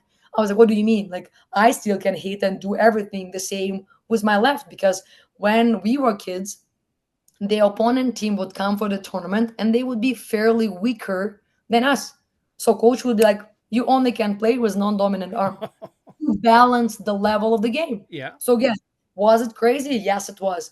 Did it boost our abilities and athleticism? Mm-hmm. 100% yes. So what do you mean? You have like a different person arm and this is like all what I do? No. Even sometimes in my real life, I'm joking and saying like we have a day where we need to do everything with a non-dominant arm.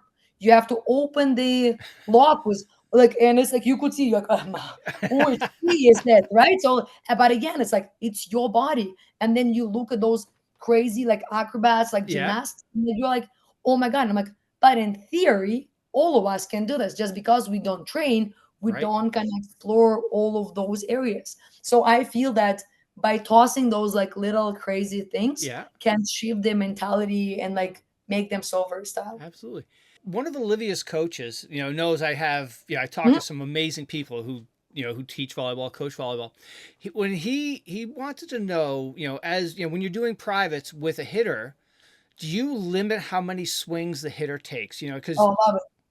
Because you Because don't again, want to, you get to a point where it's just useless. There's nothing exactly. coming out of it. Exactly. So even when we have anyone coming for the swing, again, hated. So I always tell them, I don't care, you can be upset. We go like 20, 25 minutes of serve, receive, and defense. I want to see how you work defensively, and then we will do it, or we will do a little bit of. So what I do, if there is any tweaks for the movement, the kind of feeling, I would start from the box. So they will not be at least jumping. So again, like me, especially let's say mid-season when they go for privates and it's like an hour of jump, Right. swing, not healthy, 100% in. overuse of the joint, and again, soreness, potential injury. But again, we would do something from the box when they will just feel the ball. And then I'm telling them, I was like, we will jump maximum of 12 times. And then we will do it until they will feel it. And I joke always, like it's my common joke. And I was like, the first time they hit like good ball, and I'm like, prove me it was not a miracle. So then I could see a conscious, repetitive movement, and then we are out. They're gonna be a very small percentage when people would have to jump too long, and especially when I have middles, the only thing what they want to do middle and block, and I'm like, I don't care, go set on our system ball. How many times the setter will pass? I don't want my like right side to set because nobody can set you, so you better set it. And I was like, I don't want to have a middle who can only set this way. Get a spiciness, set it backwards, right? Yeah. And again, I was like, I hate this statement, middle and five. It means what? Again, I'm sorry, I shouldn't say this. It's like, do we have a disability? Like, is there a problem? Is it a major concern in zone five? Like, what do you mean, middle and five? That we all need to tip or dump in a pot because nobody can dig it. We all do the same volleyball. You should be able Yeah. to protect that area and be proud that whenever you are there, you are lifting those balls. Right. So again, I'm a big fan of like everyone doing everything. So again, I see the what the question is. I see the tendency in this, just because again, sometimes I feel it can be that customer service of the private coaching where the customers are always right. Yeah. This is what they're paying me for. That's what the kid wants to do. And sometimes we have the kids that are very like opinionated in a sense. That's what I want to do. I don't need anything else. I'm good. And you are like, okay, cool. But then I feel that I got to the point with my authority when I'm like, then I'm not the coach. I was like, pack and go. Yeah. And they usually they kind of, I don't want to go. So I'm like, you will do these things because they are way more important. And I was like, if you are not 7 feet tall, you need to do way more than just hitting. Yeah. And even like still with that height, like you still need to do something because again, if you are the person that struggles with the first touch, if I would play against you, you will be the only person that I will mentally break Absolutely. by putting all the single ball to you. So 100% not healthy. And ideally, in some ideal world, if you as a, let's say, club, as a team environment, where at least you know the coaches who are doing the privates instead of like somebody random, at least Mhm. like if sometimes again I see like 3 times a week 12 players, you don't have enough time and somebody needs extra time, but you can during your regular hours to spend more time with this kid, send them somewhere you know.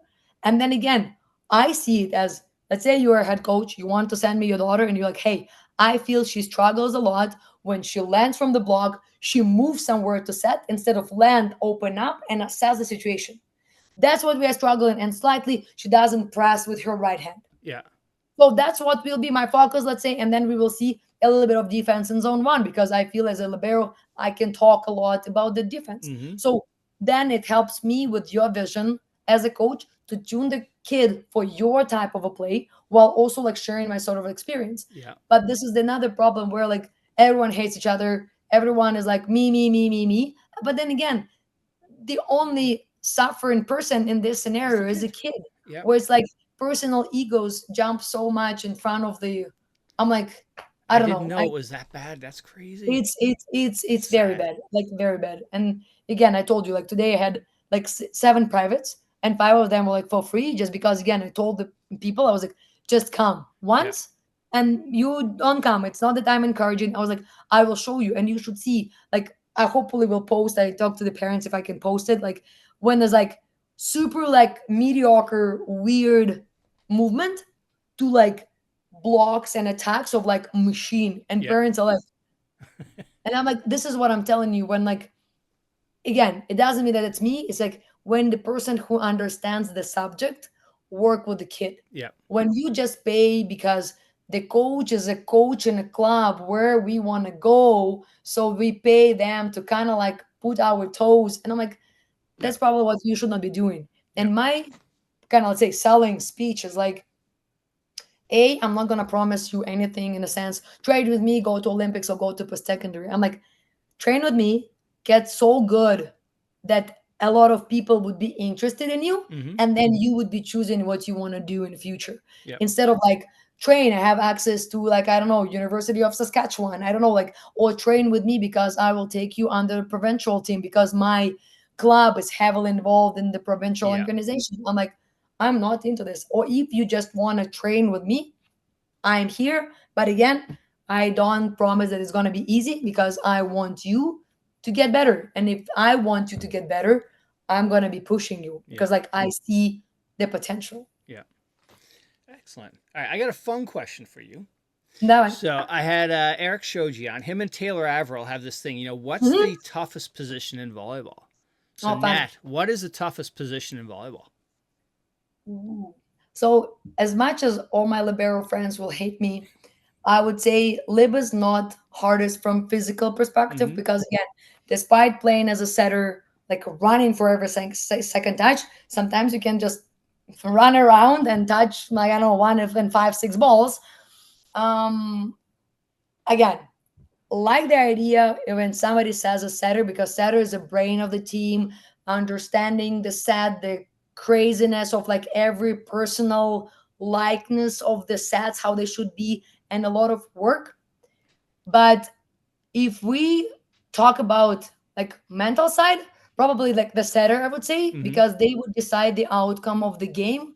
Because if you set the ball and then it's like 24-24, god damn it, set it to the person that scored five balls before. You Yep. don't go like, oh, we didn't play pipe in a while, Right. and surprise the pipe as well. So you need to be very kind of, I feel that they usually calm Mm-hmm. and very like controlled. That's what I like from them. But if we will talk about the physical side, 100% middles. Yep. The most ungrateful, like, I'm not sure how you guys are choosing this position because you jump million of time, me, right now, me. And then when you are like, God damn it, you're not gonna set me, that's exactly when they set. Yeah. So I feel poor those guys again, but their work is so underrated. Yeah. That movement, and sometimes when parents are like, oh, we don't want to be a middle, like we want to play on the back row, and I'm like, they're gonna be the time when you would pray for Yeah. that kind of stuff of a libero because the movement behind. But Yeah. again, I feel the answer will be setter from the toughness of every second touch and the deliver of the ball. Because if you have bad hands, despite how beautiful hitter you can be, Yep. you are not going to be successful. Yep. So setter plays that big role. But sorry for my short friends, let's say it's again,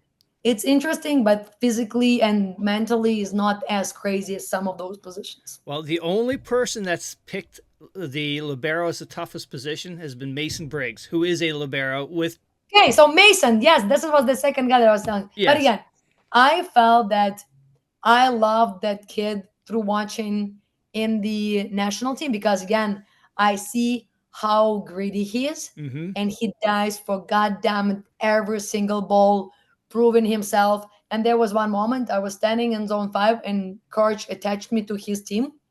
So I was moving around the tournament, kind of with them around the facility. And then there was a ball, which was a double block, and the left side was hitting. And again, I swear, from my perspective, he chose a great position. But the hitter hit such a crazy angle, and Biggs turns on me, and I'm like, there's no chance.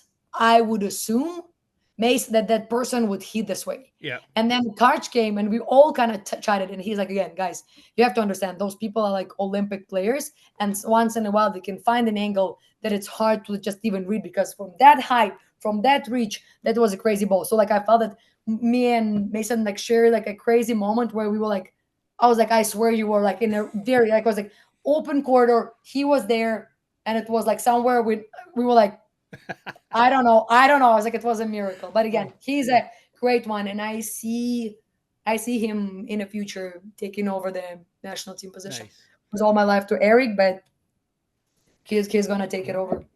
And that away from volleyball, is there anything that you enjoy? Is there anything else but volleyball in your life? Ooh, let's say I love mountains in a sense, like hiking or being Mm-hmm. outside. It's funny because I felt that after playing abroad, you always would come home to your parents' house where there's like safe Mm-hmm. walls. When you turn your mindset back as a kid, you know what you're gonna eat tomorrow because your mom will cook something. Yeah. You are safe because like your parents will organize some sort of like event. But when I haven't been home for 8 years, and so after it's been bombed, now I know for sure I'm not gonna experience that feeling for forever, let's say. Yeah. But then I felt that by me going to the mountains, that beauty would inspire me so much, and you feel so small, and the nature is so beautiful. You admire the world, and I feel that I do love hiking. I do love to spend time outdoors by just kind of acknowledging how sometimes you think like, oh man, guys, so many problems. It's like, "Ah." And then you go there, it's like Zen. Yeah. It's been there for thousands of millions of years, and it still will be.